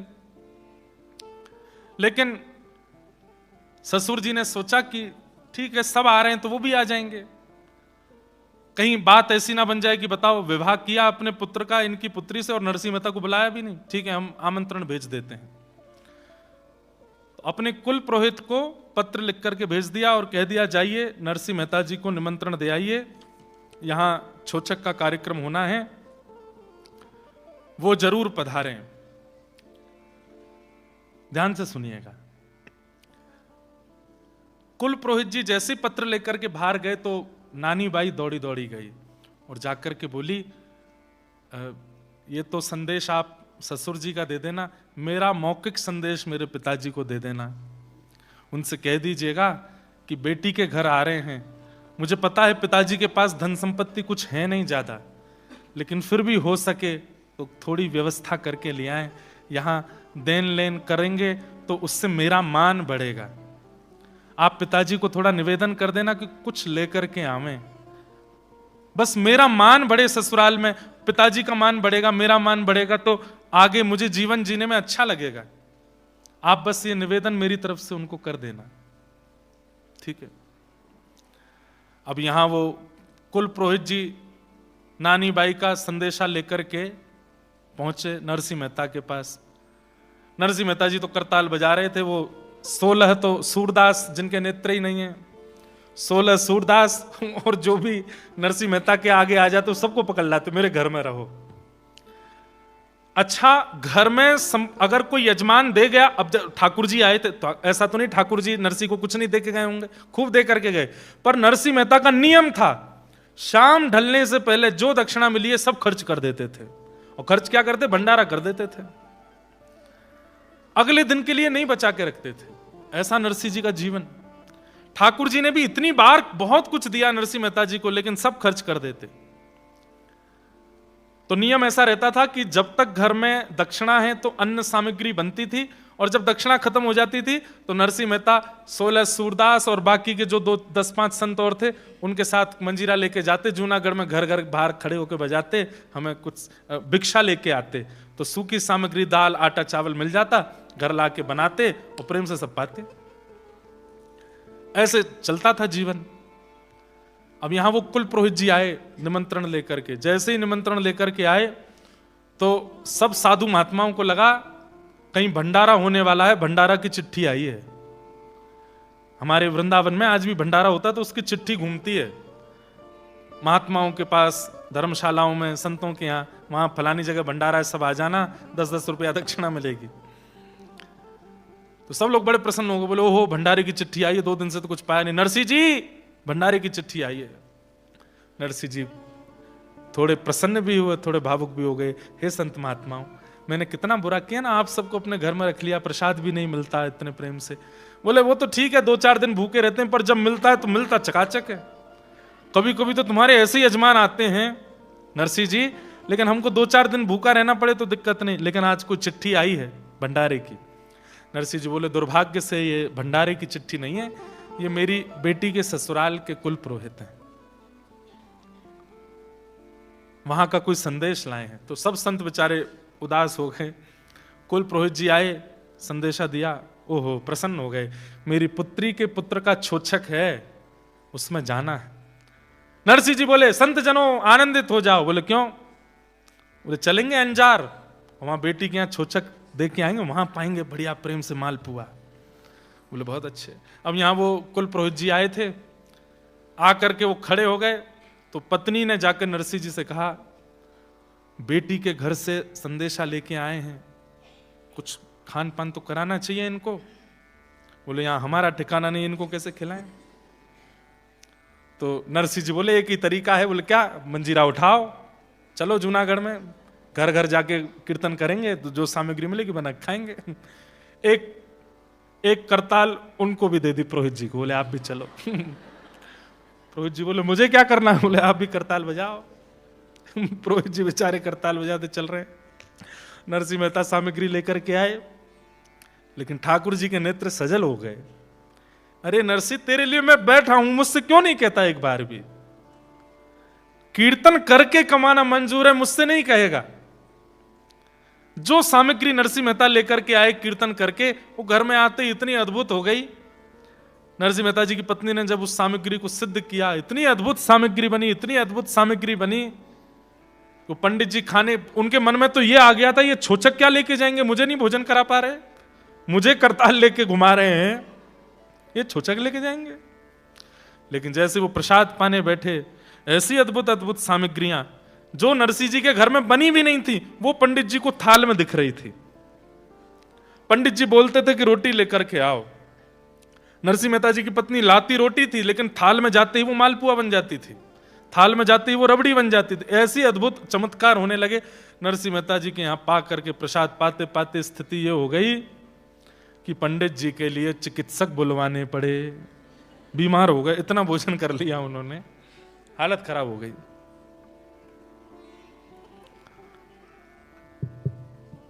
हमारे मथुरा के चतुर्वेदी ब्राह्मण, खूब अच्छी एपेटाइट है उन लोगों की, बहुत अच्छा प्रसाद पाते हैं। आप पवाते पवाते थक जाएंगे, वो पाते पाते नहीं थकेंगे। ऐसे अब तो नहीं बचे, पहले थे ऐसे, हमने सुना है खूब। बड़े प्रसंग हैं हमारे मथुरा के चतुर्वेदियों के। एक प्रसंग, यजमान ने कहा 10 गुलाब जामुन पर 100 रुपया दूंगा, कितने खा सकते हो? तो एक चतुर्वेदी का बेटा बोला, आप तो बस रकम बढ़ाते जाना, जितने धरते जाओगे सब खा जाऊंगा। 10 गुलाब जामुन खाए, लेकिन उसने कहा एक शर्त है। बोले क्या? 10 गुलाब जामुन खाने के बाद आधा घंटे के लिए घर जाऊंगा, फिर आ जाऊंगा, फिर खा लूंगा। बोले इतना तो कर ही सकते हो, बाद 4 दिन तक खवाते रहना, खा लूंगा मैं। और ये भी कब? भोजन करने के बाद, पेट भर गया उसके बाद। 100 रुपया प्रति गुलाब जामुन जब कर दिया तो 10 गुलाब जामुन खा लिए। 10 गुलाब जामुन के 100 रुपया लेकर के बोले बस अब 10 मिनट रुकिए, मैं अभी आता हूं। घर गए, घर जाकर के 10 मिनट में फिर आगे बोले लाओ दे दो, 20 गुलाब जामुन धरो, लेकिन रकम बढ़ाओ, 200 रुपया करो। तो 200 रुपया कहे 20 खा लो, 20 खवा दिए। बोले अब 10 मिनट को जा रहा हूँ। 10 मिनट को गया, लौट करके आए, बोले अब रकम बढ़ाओ, 300 कर दो और 30 रख दो। सेठ जी बोले एक सही बताना, मैं तुमको पूरी गड्डी दे दूंगा, ये तुम 10 मिनट के लिए घर क्यों जाते हो? बोले पहले गड्डी दो फिर बताऊंगा। गड्डी दे दी। बोले अब बताओ। तो बोले घर चलो। घर गए तो वो जुड़वा भैया थे। बोले एक बार मैं आता हूं, मैं खा के चला जाता हूं, मैं पचाता रहता हूं, ये दूसरा आ जाता है। उनके नाम थे बड्डन छुट्टन, दोनों के। एक हमारे साथ रहते हैं उनमें से। नायरोबी भी आए हैं, ये नहीं बताऊंगा कौन से हैं, अपने आप ढूंढ लेना, इनमें से कोई से भी हो सकते हैं। तो ऐसे हमारे मथुरा के ब्राह्मण देवता हैं, एक से एक अद्भुत। ब्रजवासियों को प्रसाद पवाओ। अब हम लोग तो बाहर घूम घूम के बिगड़ गए, असली ठेठ ब्रजवासी उसको प्रसाद पवाओ, इतना आनंद आएगा आपको, खवाते जाओ, खाता रहेगा, बस उसको अद्भुत दक्षिणा देनी पड़ेगी। एक चतुर्वेदी जी, उन्होंने ब्राह्मण किसी यजमान के यहां प्रसाद पाया, अद्भुत प्रसाद पाया। प्रसाद पाते पाते स्थिति हो गई कि वो पाते पाते वहीं लुढ़क गए। यजमान आए, बोले पधार गए क्या? बोले पधारे नहीं है, लेकिन चिकित्सक को बुलाइए, अब हमसे उठा नहीं जा रहा है, इतना खा लिया है। तो चिकित्सक आया, चिकित्सक ने आकर के एक चूरन बनाया, और चूरन में शहद वहद मिला करके या कुछ भी मिला करके, और शहद तो नहीं, चूरन में थोड़ा नमक मिर्च आदि कुछ मिला करके चूरन बना के दिया उनको। बोले लीजिए ये चूरन पी लीजिए, जितना खाया होगा सब पच जाएगा। तो चतुर्वेदी जी बोले अरे चिकित्सक, इतनी जगह होती तो 2 गुलाब जामुन और नहीं खा लेता मैं? तेरे या चूरन चटनी को क्यों खाऊंगा? इतनी जगह होती तो मैं 2 गुलाब जामुन और खाता हूं। इतनी भी जगह नहीं है। तो महाराज ऐसा प्रसाद पवाया नरसिंह मेहता ने कि निमंत्रण लेकर के आए जो ब्राह्मण देवता थे वो वहीं पस्त हो गए। फिर नरसिंह मेहता जी ने उनकी चिकित्सा की। ये पस्त क्यों हुए? ठाकुर जी ने उनको, वो नरसिंह मेहता के लिए गलत गलत सोच रहे थे ना, इसलिए ठाकुर जी ने उनको ऐसा कर दिया। वो तो महाराज उठ करके फिर जैसे तैसे ठीक भय। बोले नरसिंह जी आ जाना, छोचक लेके, छोचक में पहुंच जाना। बोले हाँ ठीक है। ये वापस गए, वहां जाकर के उन्होंने बताया, बोले नरसिंह जी ने तो ऐसा प्रसाद पवाया, मैं क्या बताऊं, अद्भुत आनंद आ गया। बोले अभी देखते हैं, आने दो। नरसिंह मेहता जी बोले भैया बेटी के यहाँ जाना है, कैसे जाएं? अंजार बहुत दूर है, जूनागढ़ एक तरफ और कच्छ। जूनागढ़ आता है सौराष्ट्र में, है? सौराष्ट्र में आता है ना जूनागढ़, सोमनाथ, द्वारिका, और अंजार कच्छ कैसे जाएं? पैदल जाएंगे तो छोचक का समय निकल जाएगा। तभी नगर में घूमे करताल लेकर के, तो कोई भी सामग्री लेकर के आते। बोले सामग्री नहीं चाहिए, कोई बैलगाड़ी हो तो हमें दे दीजिए, 10-5 दिन के लिए किराए पे हम ले जाएं। तब एक व्यक्ति इनको मिला, उसने कहा देखो मेरे बैल तो हो गए बूढ़े और बैलगाड़ी खड़ी खड़ी हो गई है जर्जर, इससे काम चल जाए तो आप ले जाओ। नरसिंह मेहता जी बोले हमें बस दे दो, हम तो बस चले जाएं। बड़े बूढ़े बैल, बिल्कुल ऐसा मतलब कि यमराज संगी चल रहे थे उनके, कि बस कब अंतिम श्वास लें हम इनको लेके जाएं। और बैलगाड़ी ऐसी कि महाराज चर्र मर्र करती हुई वो चले। नरसिंह मेहता जी बोले परिवार के साथ जाना चाहिए छोचक में। सारे सूरदास बैठा है, 16 सूरदास बैठ गए अपने कमंडो मंडल लेकर के, सब सामग्री लेकर के, और बच्चे 10, 15, 20 संत उनको भी बैठा दे। अब बैलगाड़ी में ज्यादा से ज्यादा 5 लोगों की जगह, उसमें 16 सूरदास और 10 महात्मा और चढ़ गए। बैलों की तो आंख बाहर आ गई। बोले कि अब हो गए कल्याण हमारे। फिर उसके बाद नरसिंह मेहता और चढ़ गए उस पे। आहा, धीरे धीरे चलने लगे बैल। थोड़ी दूर ही गए थे, जूनागढ़ से ज्यादा 1 किलोमीटर बाहर निकले थे। इतने में ही महाराज चारों चक्के चक चक करके टूट टाट गए। बेचारे सूरदास सब नीचे गिर गए, किसी की कोहनी फूट गई, किसी का सिर फूट गया, किसी के कहीं लग गई, सब गिर गिरा गए। नरसिंह मेहता भी गिर गए। नरसिंह जी बोले क्या करें, कैसे करें, ये तो बड़ी दिक्कत हो गई। बैलों के जीभ बाहर निकल आई, एक तो पधारी गया, एक ही जीवित बचा बस। नरसिंह बोले अब क्या करेंगे। इतने में ही ठाकुर जी लकड़हार बनकर के आ गए। एक लकड़ी की सामग्री को सिद्ध करने वाला, सिर पर धांटा बांध करके और हाथ में महाराज सामग्री लेकर के, ऊंची धोती पहन करके। अब हर बार ठाकुर जी आते हैं, नरसिंह जी को पता चल जाता है कि ठाकुर जी, बाकियों को नहीं पता चलता। और ठाकुर जी आते ही नरसिंह जी को सौगंध देते हैं, किसी को नहीं बताना कि मैं आया हूं। जैसे ही ठाकुर जी आए तो नरसिंह जी रोने लगे। नरसिंह जी कष्ट आने पर नहीं रोते, ठाकुर जी के आने पर रोते हैं कि ये मेरे कष्ट को संभाल ले, खुद कष्ट क्यों लेते हैं। सब सूरदास नरसिंह जी को शांत करने, आप रो मत, बैलगाड़ी ठीक हो जाए। बोले मैं बैलगाड़ी के लिए नहीं रो रहा हूं, मेरे कष्ट के कारण किसी और को कष्ट होता है इसलिए रो रहा हूं। इतने में ठाकुर जी आ गए।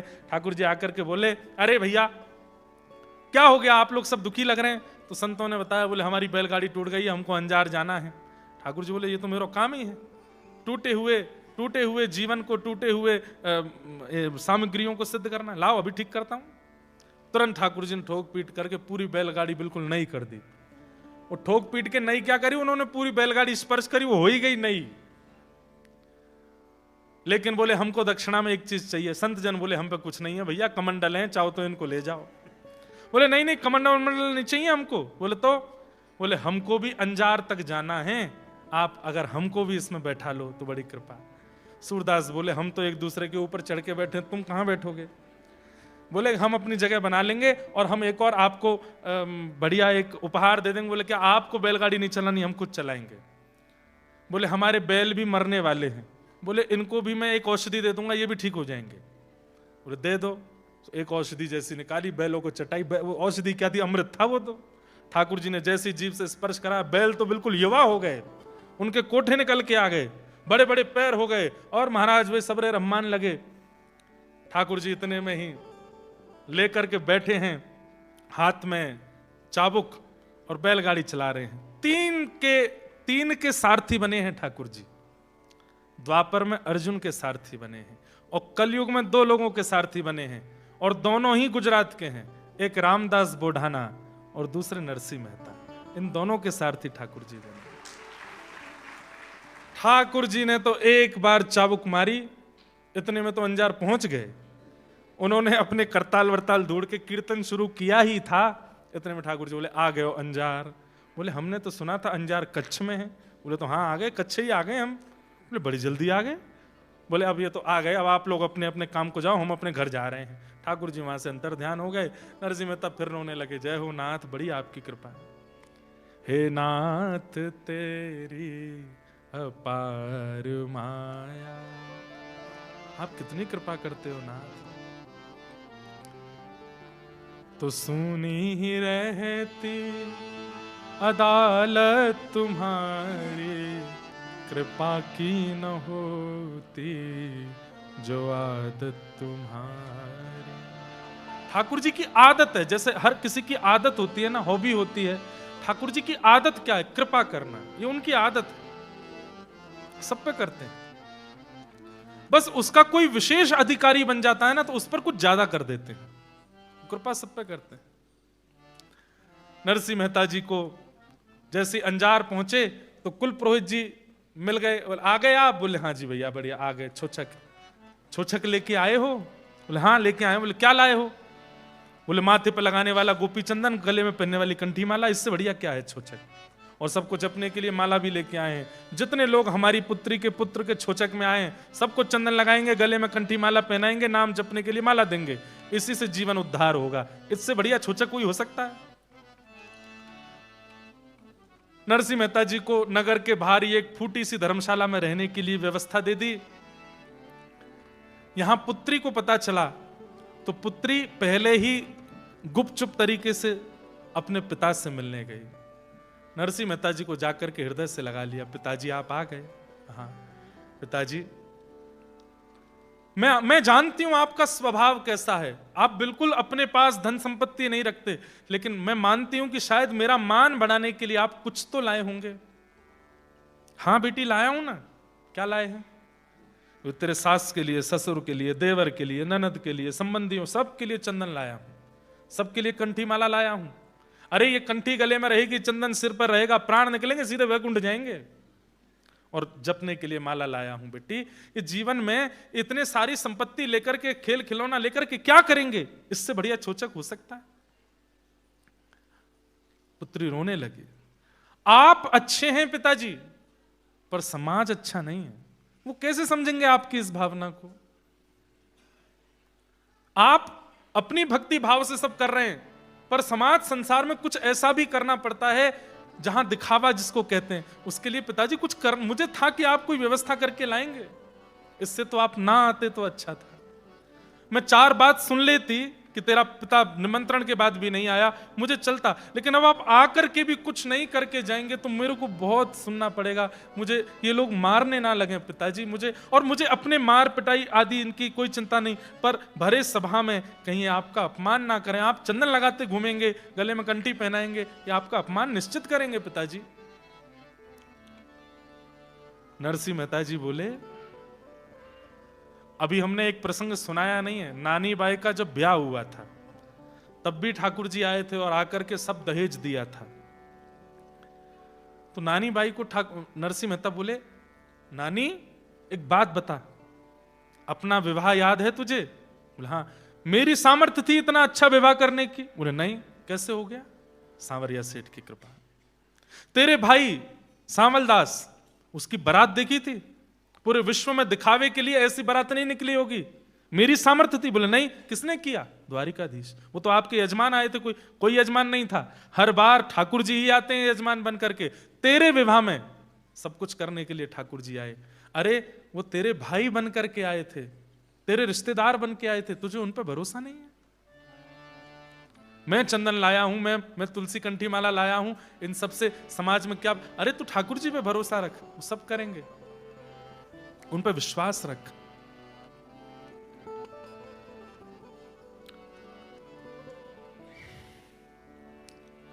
एक बहुत सुंदर पंक्ति मैं गाता हूं कभी कभी कथा में। जिसको तेरा भरोसा, जिसको तेरा सहारा, जिसको तेरा भरोसा, जिसको तेरा सहारा, जिसको तेरा भरोसा, जिसको तेरा सहारा, जिसको तेरा भरोसा, जिसको तेरा सहारा, मझधार क्या करेगा, मझधार ही किनारा, मझधार क्या करेगा, मझधार ही किनारा। होठों पे नाम तेरा, दिल में उमंग तेरी, होठों पे नाम तेरा, दिल में उमंग तेरी। अलमस्त सा फिरूं मैं, छाई तरंग तेरी, अलमस्त सा फिरूं मैं, छाई तरंग तेरी। रोशन है काली रात, पाकर तेरा उजाला,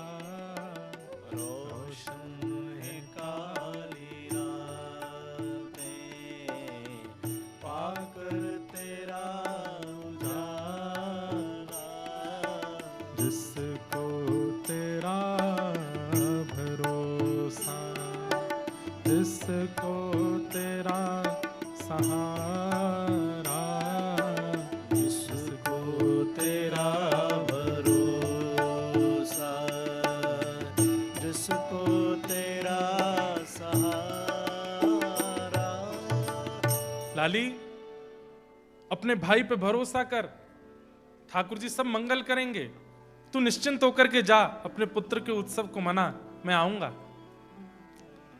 पुत्री चली गई वापस, और यहां घर के लोगों को पता चला कि नरसिंह मेहता आ गए हैं, तो नरसिंह मेहता जी के पास एक सेविका को भेजा कि जाओ उनकी सेवा करना, और लिख करके भिजवा दिया ये सामान छोचक में लेकर के आना। क्या क्या सामान लिखवा दिए? बोले हमारे घर में गणेश जी हैं, उनके लिए 1.25 लाख रुपया, उनके सोने की सामग्री। हमारे घर में नारायण भगवान हैं, उनके 1.25 लाख रुपया दक्षिणा, उनकी सोने की सामग्री। हमारे घर में अम्बे मैया भी हैं, उनकी 1.25 लाख दक्षिणा, उनकी सोने की सामग्री। हमारे घर में इतनी गैया हैं, उनके गले के लिए सोने के आभूषण, पैरों के लिए सोने के पाजेब, उनके सींगों के लिए सोने के सींग। हमारे घर में इतने घोड़े हैं, उनके लिए ये, उनके लिए वो, सबके लिए लिखवा दिया। अरे इनकी सास चिड़ में ऐसी आ गई कि आंखों के आगे जो आता है उसी का नाम लिखवाती है, इसके लिए ये लेके आना। हमारे घर में इतने दासी हैं, दास हैं, उनके लिए इतना लाना, ये लाना। पंडित जी लिखते लिखते हार गए, बोले कि भैया इतनी संपत्ति तो कुबेर ही ला सकता है। अरे मैया बूढ़ी हो गई हो, क्या लिखवा रही हो? बोले तुम लिखते जाओ बस, अब तो मौका मिला है, नरसी आएगा, पूरे सभा के सामने इसका अपमान करूंगी मैं, ये तो मौका ढूंढ ही रही थी मैं, तो पत्थर लिखो। बोले काहे के पत्थर? बोले एक सोने का एक चांदी का।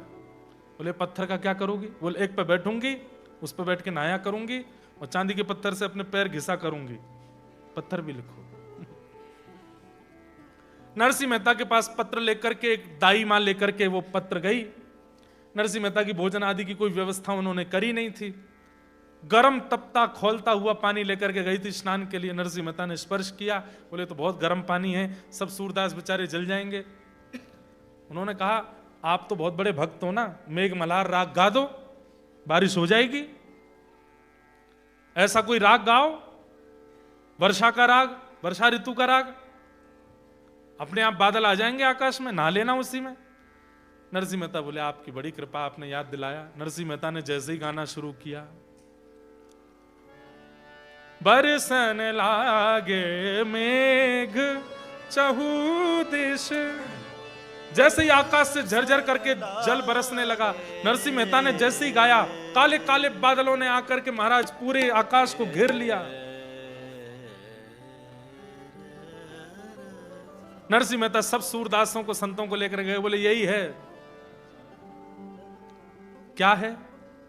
शौवर चल रहा है, नहा लीजिए।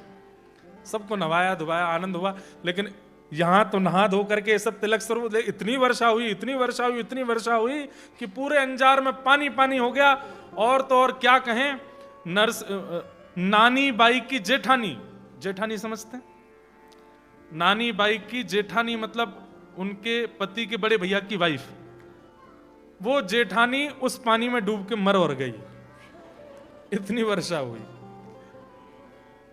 अब तो हाहाकार मच गया, और इसका भी आरोप लगा दिया नरसिंह मेहता के ऊपर, ये पामपट आया है हमारे नगर में, इसलिए इतनी वर्षा हो गई। हमारे यहाँ छोचक मंगल कार्य था और ये देखो अपशकुन हो गया, हमारे घर में एक की मृत्यु हो गई। नरसिंह मेहता ने ठाकुर जी को प्रणाम किया, उनकी जेठानी के सामने बैठ के एक पद गाया। एक पद गाते ही वो तो जीवित होकर खड़ी हो गई। नरसिंह मेहता जी के इस भाव को सब बोले जादूगर है, जादू करना जानता है। अपना प्रभाव जमाने के लिए पहले उसके प्राण ले लिए, फिर उसके प्राण दे दिए। लोग क्या समझें कि ये भक्ति का प्रभाव है। जितनी सामग्री लेकर के पत्र में लिख करके आई थी, सब सामग्रियों को पढ़ने के लिए वहां पुरोहित जी खड़े हुए। बोले नरसिंह जी इतनी सामग्रियां लिख करके भेजी गई है, मैं पढ़ के सुना दूं? बोले पढ़ के मत सुनाइए। बोले तो क्या करें? आप तो बस हमारे ठाकुर जी का स्मरण करके रख दीजिए, सब सामग्री की व्यवस्था हो जाएगी। बोले पहले तो वर्षा हुई थी जिसमें पानी गिरा था, एक जेठानी डूब के मरी थी। वर्षा विश्राम होते ही जैसे ही अपमान करना प्रारंभ किया, सभा में कुछ नहीं लेकर के आए, छोचक में खाली आज चले आए हो, तभी तवड़ तवड़ तवड़ आवाज होने लगी। बाहर जाकर के देखा, 4.5 घंटे तक अंजार में सोने बरसते रहे आकाश से। घरों में लबालब भर गए, लोग बाग लूट लूट के भाग गए। एक परत पूरी सोने की अंजार में बन गई। नरसिंह मेहता ने कहा हमारे ठाकुर जी ने सब व्यवस्था करी है, आपको जितना चाहिए इससे सोना बनाओ, इससे चांदी बनाओ, इससे रत्न करो। यही हमारे ठाकुर जी के द्वारा छोचक है। कहते हैं आज भी अंजार में खुदाई होती है घर बनाने के लिए, तो आज भी नरसिंह मेहता के समय के सोने के कुछ अंश मिल जाते हैं। पूरे अंजार में सोना ही सोना हो गया। ये दृश्य देख करके सास ससुर ननद सब नरसिंह मेहता के आगे नतमस्तक हो गए। हम आपकी भक्ति को पहचान नहीं पाए, हमें क्षमा कर दो। लेकिन अब वो हुआ जो सबसे सुंदर था। क्या? आपकी पुत्री नानी बाई ने अपने पुत्र को, जिसका छोचक था, उसको अपनी सास की गोद में दिया और अपने संपूर्ण परिवार के आगे हाथ जोड़ के कहा, मैं आप सबका त्याग करती हूं, अब मैं आपके पास नहीं रह सकती। मेरे ऐसे पिता, ऐसे भक्त पिता मुझे जीवन में प्राप्त हुए हैं। आपको धन संपत्ति चाहिए, पूरा नगर सोने का हो गया, इसी में रहिए, यही निमग्न रहिए। मैं अब अपने पिता के साथ रहूंगी और भगवत प्राप्ति करूंगी, भजन करूंगी। और उसी समय नानी बाई अपना घर छोड़ के पिता के साथ वापस चली गई। वापस लौट करके अपने पिता के पास आ गई और चरणों में आकर के कहा, पिताजी अब मुझे अपनी शिष्या रूप में स्वीकार कीजिए। मैंने आपको बहुत वाद्य किया कि सामग्री लेकर के मेरे ससुराल आइए। अब पिताजी मैं आपसे एक ही प्रार्थना करती हूँ, उस सांवरिया सेठ जिसका आप नित्य दर्शन करते हो, एक बार मुझे उनका दर्शन करा दीजिए। नरसिंह मेहता जी की छोटी बेटी रत्नाबाई, बड़ी बहन की स्थिति देख करके उसने पिताजी से प्रार्थना की, मुझे विवाह नहीं करना, मैं भी आपकी शिष्या बन के रहना चाहती हूँ। नरसिंह मेहता जी ने उनको फोर्स नहीं किया, उन्होंने ब्याह नहीं किया। श्यामल दास की पत्नी है, श्यामल दास, दोनों बहन, पत्नी और नरसिंह मेहता जी की पत्नी सब मिलकर के भजन करते हैं, कीर्तन करते हैं, खूब आनंद से रहते हैं। बहुत सुंदर सुंदर चरित्र और हैं नरसिंह मेहता जी के, सबको हम प्रणाम करते हैं। जन्माष्टमी का दिन था और नरसिंह मेहता जागरण में कीर्तन करते थे पूरी रात। आज जन्माष्टमी का दिन है और कहते हैं जो तिथि, जो वार, जो नक्षत्र ठाकुर जी के प्रकट होने पर हुआ था, ठीक वही हजारों साल बाद वही तिथि, नक्षत्र आदि सब प्रकट हुआ। जूनागढ़ के पास के गांव में नरसिंह मेहता कीर्तन करने के लिए गए। रात भर कीर्तन किया। कीर्तन करते करते जैसे ही 12 बजे रात्रि के मध्य रात्रि हुई, नरसिंह मेहता खड़े होकर के कीर्तन करने लगे। अपने हाथ में करताल बजाते बजाते घूमना प्रारंभ किया। धीमी गति से फिर थोड़ी तेज गति हुई, थोड़ी और द्रुत गति हुई। नृत्य करते करते करते करते करते जैसे ही सूर्य उदय का समय हुआ, जन्माष्टमी के दिन श्री नरसिंह मेहता ठाकुर जी में विलीन हो गए, भगवान की लीला में ही प्रविष्ट हो गए। ऐसे श्री नरसिंह मेहता जी को हम बार बार प्रणाम करते हैं। ऐसे नरसिंह मेहता जी को बार बार वंदन करते हैं, जिन्होंने इस धराधाम पर आकर के अपनी भक्ति के प्रचार, भक्ति के प्रभाव से ना जाने कितने लोगों का उद्धार किया। नारायण नु नाम न लेता, वारे तेने तजिए रे, नारायण नु नाम न लेता। मन सा वाचा कर्म करीने, लक्ष्मी वरने भजिए रे, नारायण नु नाम न लेता, वारे तेने तजिए रे, नारायण नु नाम न लेता। नरसिंह मेहता जी का पद है, इसको गा करके हम लोग कथा को विश्राम करें। सब लोग गाओ, मेरे बिना तबला के ही गाओ। नारायण नु नाम न लेता, वारे तेने तजिए रे, नारायण नु नाम, वारे तेने तजिए रे, नारायण नाम। केवल गाइएगा नहीं, मानिएगा भी इस बात को। कुल ने तजिए, कुटुंब ने तजिए, तजिए माने बाप रे, कुल ने तजिए, कुटुंब ने तजिए, तजिए माने भगनी सुत दाराने तजिए, भक्ति सुत दाराने तजिए, जेम तज कंचुक सांप रे, नारायण नाम न लेता।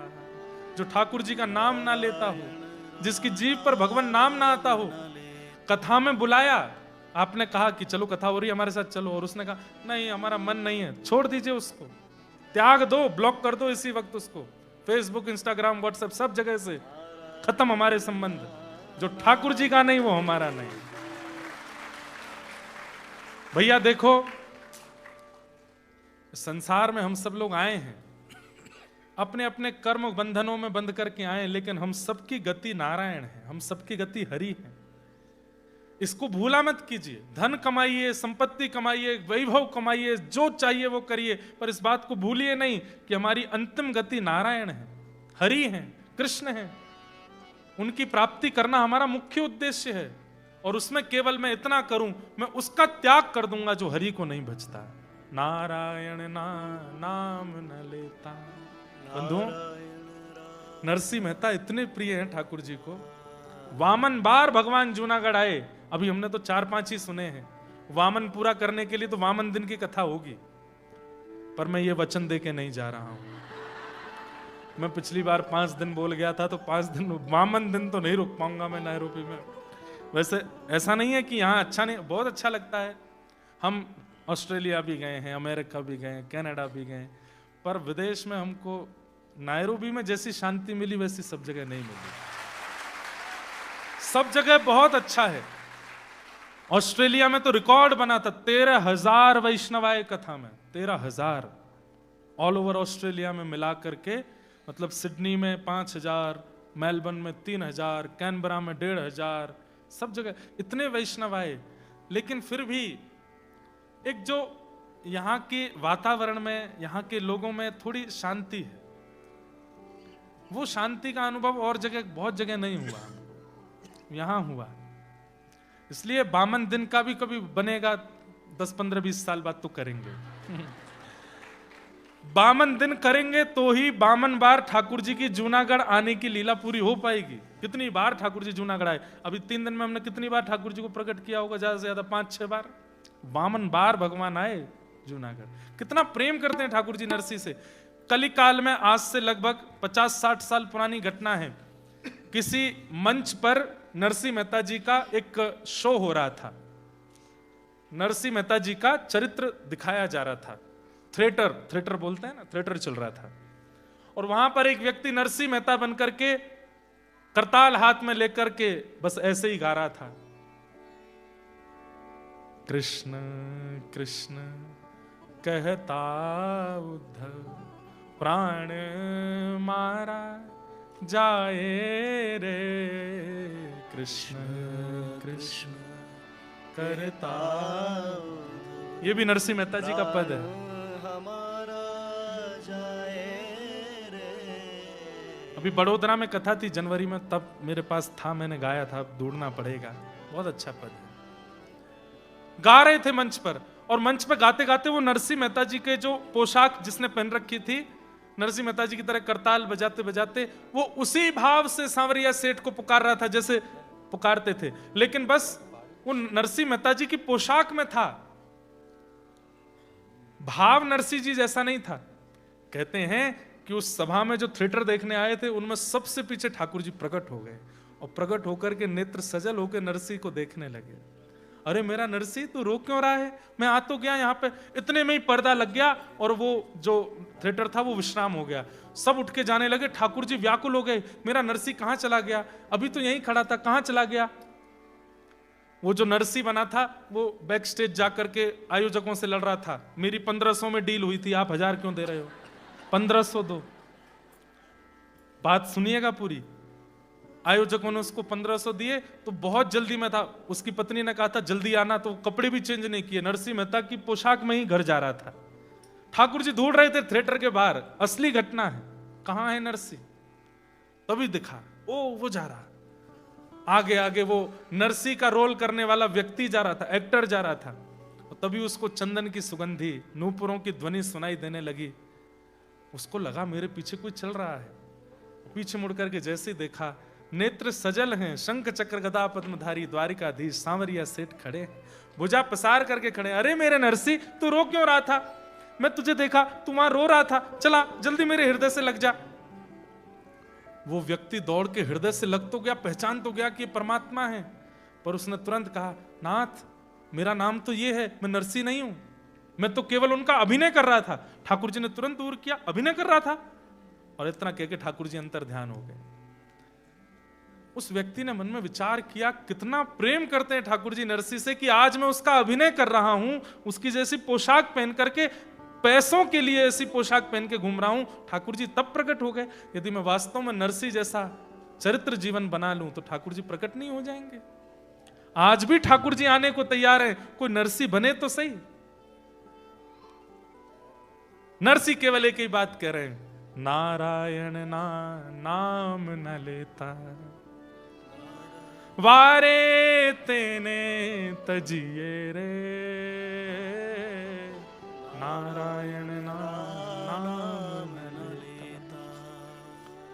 प्रथम पिता प्रहलादे तजियो, प्रथम पिता प्रहलादे तजियो, ना तजियो हरि नाम रे, ना तजियो। हरि नाम। प्रहलाद ने अपने पिता को त्याग दिया, लेकिन हरि नाम नहीं त्यागा। भरत शत्रुघ्न तजी जनेता, भरत शत्रुघ्न तजी जनेता, ना तजिया श्री रामा रे, ना तजिया श्री राम रे, ना तजिया श्री रामा रे, नारायण नाम न लेता, नारायण नाम न लेता, वारे तेने तजिए रे, नारायण नाम न लेता। ऋषि पत्निये श्री हरि काजे, ऋषि पत्निये श्री हरि काजे, सर्व तजी ने चाली रे, सर्व तजी ने चाली रे, बड़े नरसैयो वृंदावन मां, बड़े नरसैयो वृंदावन मां, मोहन साथे माली रे, मोहन साथे माली रे। ऋषि पत्नियां, मथुरा की ऋषियों की पत्नियां, ऋषि रोकते रहे लेकिन छोड़ करके चली गईं, क्योंकि वन में श्री कृष्ण भूखे बैठे हैं। उनको पवाने के लिए वृंदावन आकर के ठाकुर जी ने उनको अपनी गोपांगनाओं में शामिल किया। अरे भैया, सबके त्याग की बात नहीं कही जा रही है, बस उसका त्याग करो जो हरि का नहीं है। चाहे उससे आपके लाख काम बन रहे हों, लेकिन वो हरि का नहीं है तो वो हमारा नहीं हो सकता। बस नरसिंह मेहता की इस बात को मान करके हम लोग नरसिंह जी को प्रणाम करते हैं, और प्रणाम करते हुए नरसिंह जी के चरणों में बस यही प्रार्थना करते हैं कि आप कृपा करें, पुनः आप जैसी भक्ति हमारे चित्त में आए। आपके लिए 52 बार ठाकुर जी आए, हमारे लिए एक बार ही आ जाएं, एक बार ही हम पर कृपा कर दें। ऐसे नरसिंह जी को बार बार प्रणाम करते हैं। बोलो भक्तराज श्री नरसिंह मेहता की जय, सांवरिया सेठ की जय, द्वारिकाधीश की जय, राधा गिरधर लाल की जय। आज नरसिंह जी के इस पावन चरित्र को यथासंभव हम विराम देते हैं। प्यारे राधा गिरधर लाल पधारे हैं, होली उत्सव होना है, और नरसिंह जी के भाव के बाद मन में तो ऐसा है कि नरसिंह जी का जो प्रेम है वो चित्त में ऐसा रंग छोड़ रहा है, उसके बाद कुछ और रंग की इच्छा जैसी है नहीं। रंग तो नहीं, फूल उछाले जाएंगे, और मे भी हो सकता है रंग हो भी, आई डोंट नो। आप लोग अपना ध्यान रखना। लेकिन होली के पद हम गाएंगे प्रेम और भाव से। आप सब लोग नृत्य कीजिएगा, आनंद कीजिएगा, और उसके बाद सब लोग प्रस्थान करेंगे, प्रसाद पाएंगे। अगले वर्ष में भी हम दोबारा फिर मिलेंगे। सबको बहुत बहुत प्रणाम करते हैं सबको। जय श्री कृष्ण, जय श्री कृष्ण, जय सिया राम, जय सिया राम, जय श्रीमन नारायण। जय श्रीमन नारायण। अगली बार वर्षा होगी, पंडाल बनवाइएगा, लेकिन नीचे इतने बड़े बड़े रैंप बनवा देना, या फिर लोगों के लिए बैठने के लिए सीट नहीं, नौका की व्यवस्था रखना, तैरते तैरते सब कथा सुन लेंगे। ठाकुर जी की देखो मर्जी, देख लो, हमारी कथा जब शुरू होनी तभी वर्षा हुई, यहां शुरू होती, अब नहीं हो रही है वर्षा, अब ठीक है मौसम, बिल्कुल चकाचक खेलते हैं ठाकुर जी। अब ब्रज में हमको जाना पड़ेगा, क्योंकि ब्रज में ही है होली के भाव। तो आप सब लोगों से प्रार्थना, लज्जा शर्म भूल करके नृत्य कीजिएगा। ब्रज की होली है, खूब भाव से नृत्य कीजिएगा, खूब प्रेम से नाचिएगा, गाइएगा। हो रसिया को, हो रसिया को मोहल्ला न्यारो री, रसिया को, रसिया को मोहल्ला न्यारो री, रसिया को, हाँ रसिया को मोहल्ला न्यारो री, रसिया को, ओ रसिया को मोहल्ला न्यारो री, रसिया को। अरे हारे रसिया को, अरे हमें रसिया को। जब हम कहेंगे हारे रसिया को, आपको कहना हम्बे रसिया को, ऊंचे स्वर में बोलो, हारे रसिया को, हमें रसिया को। अरे हारे रसिया को, हमें रसिया को। मोहल्ला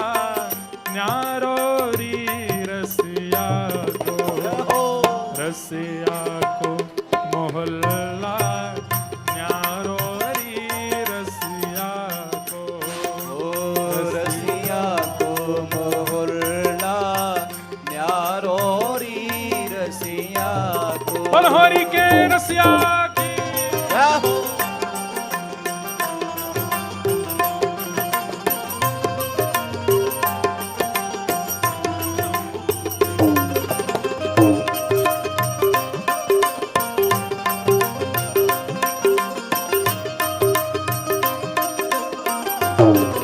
ये देखो, ये देखो, ये केनिया की पिचकारी है,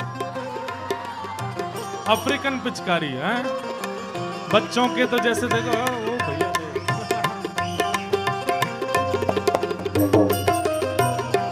हाँ, ऊंचे पे नंदगाम बसत है, ऊंचे पे नंदगांव बसत है। अरे हाँ हाँ हमारे रसिया, हमारे रसिया। हमारे रसिया, अरे हो हमारे रसिया।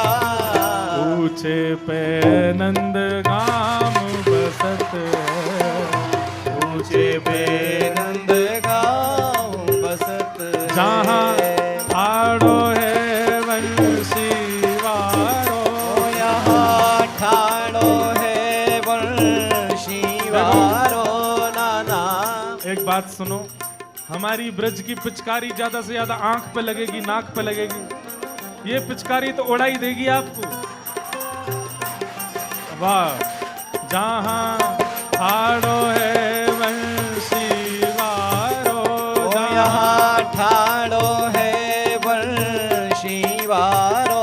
हे रसिया को, रसिया को मोहल्ला न्यारो री, रसिया को, रसिया को मोहल्ला न्यारो री, रसिया को।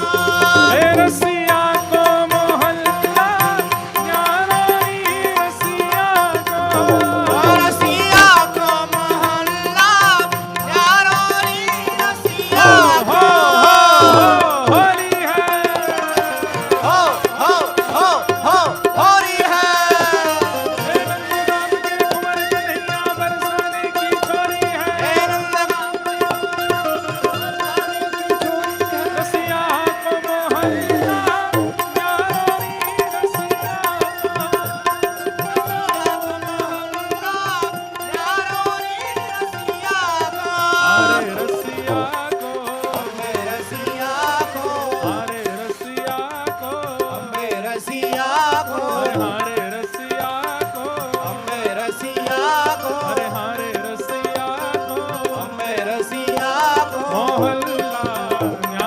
न्यारोरी रसिया को मोहल्ला न्यारोरी रसिया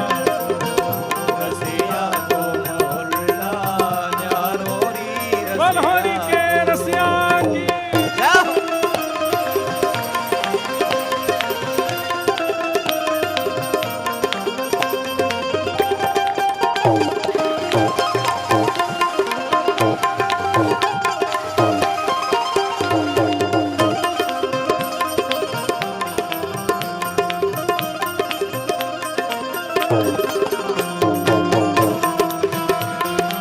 राधा गिरधर लाल की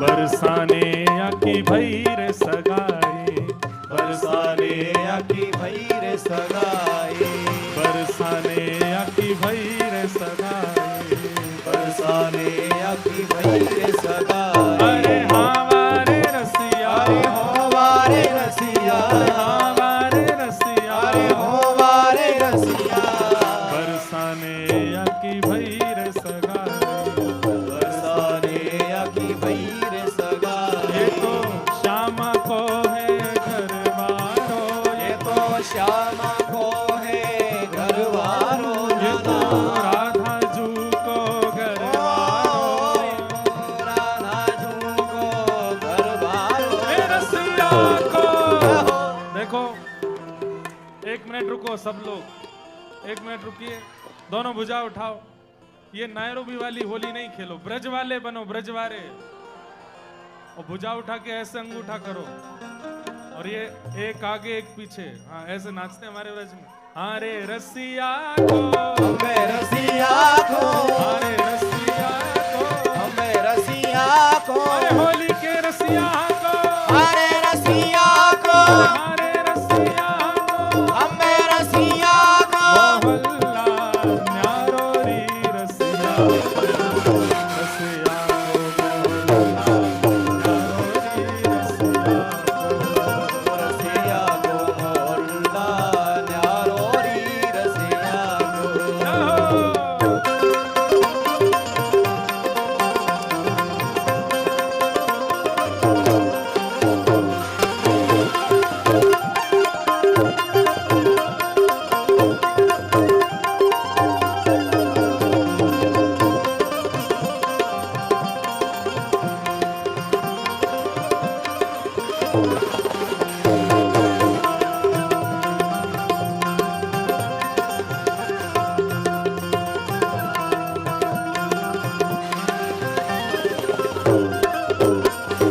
करके करके इशारों बुलाए गई रे करके इशारों बुलाए गई रे करके इशारों बुलाए गई रे ओ करके इशारों बुलाए गई रे कौन? बरसाने राधा गोरी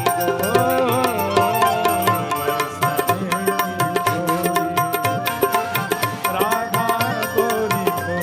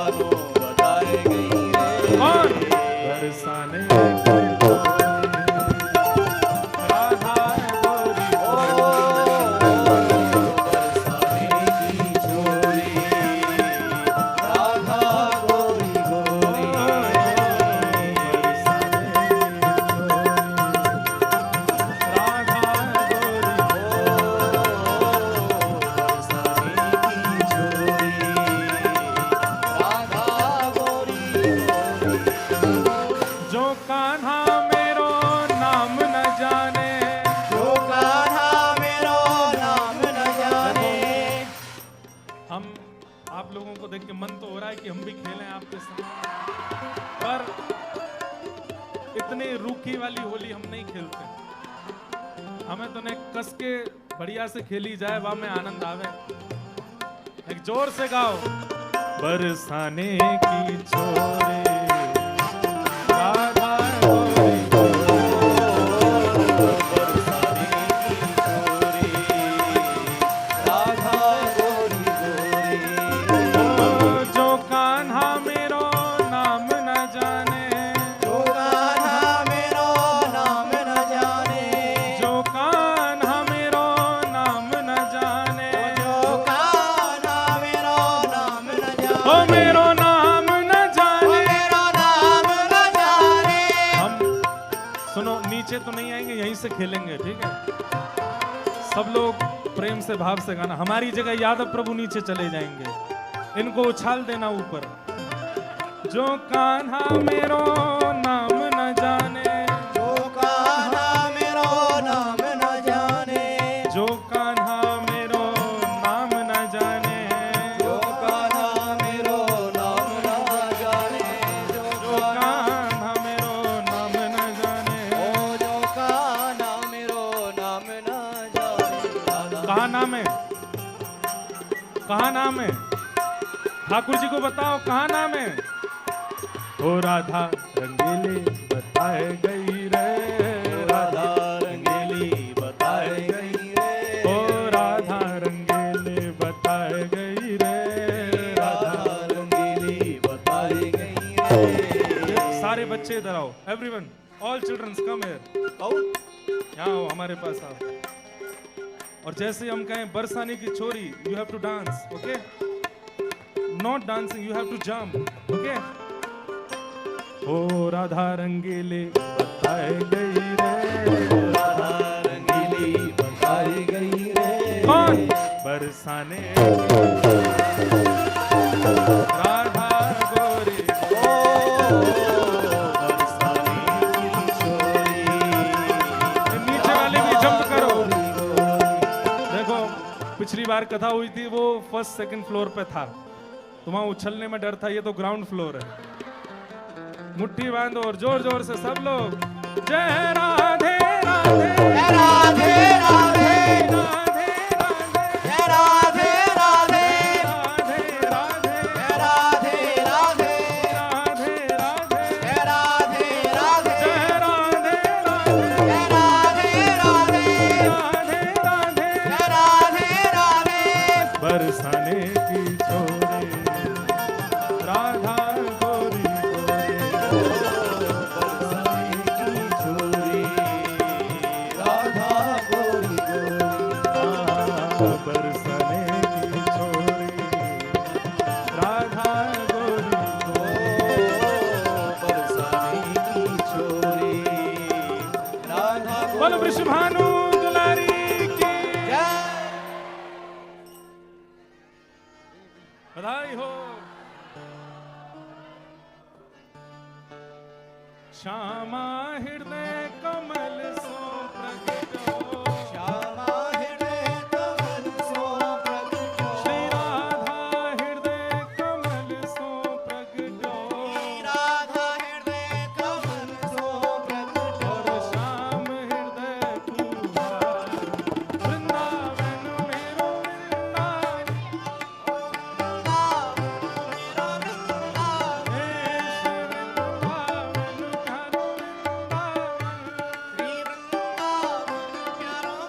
एक बार वहां से सब लोग इधर आ जाओ।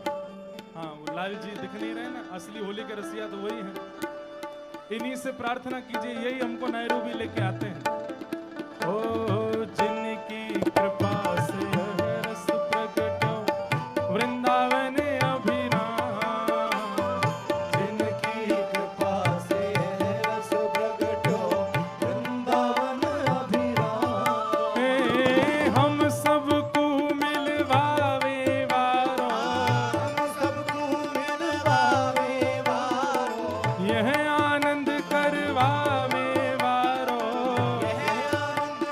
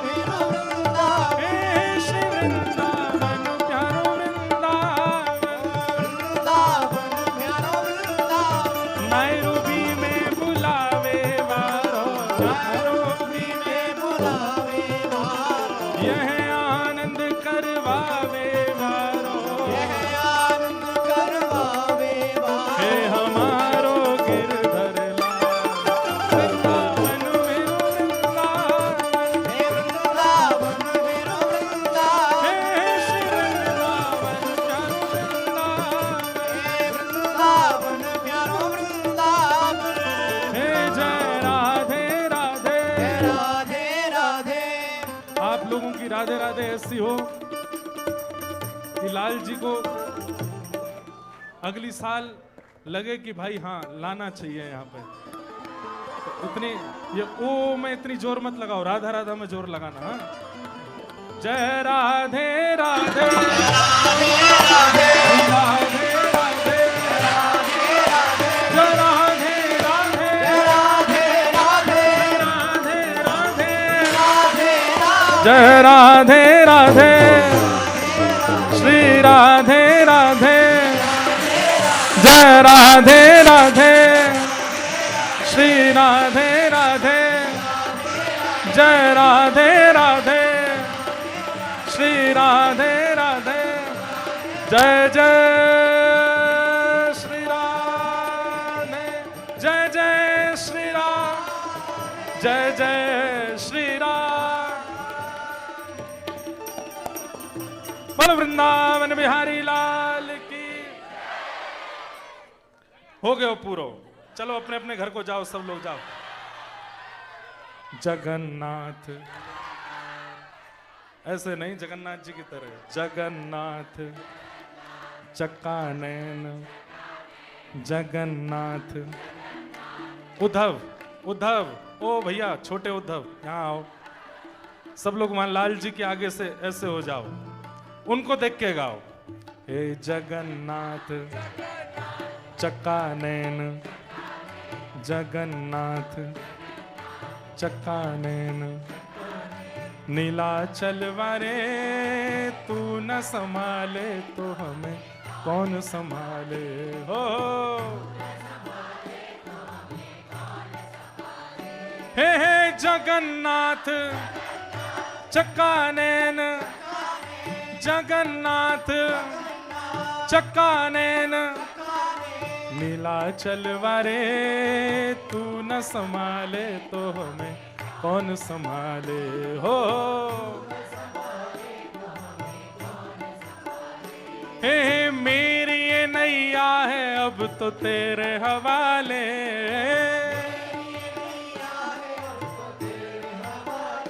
हे मेरी ये नैया है अब तो तेरे हवाले। पिताजी का हाथ। हाँ तू न संभाले तो हमें कौन संभाले हो।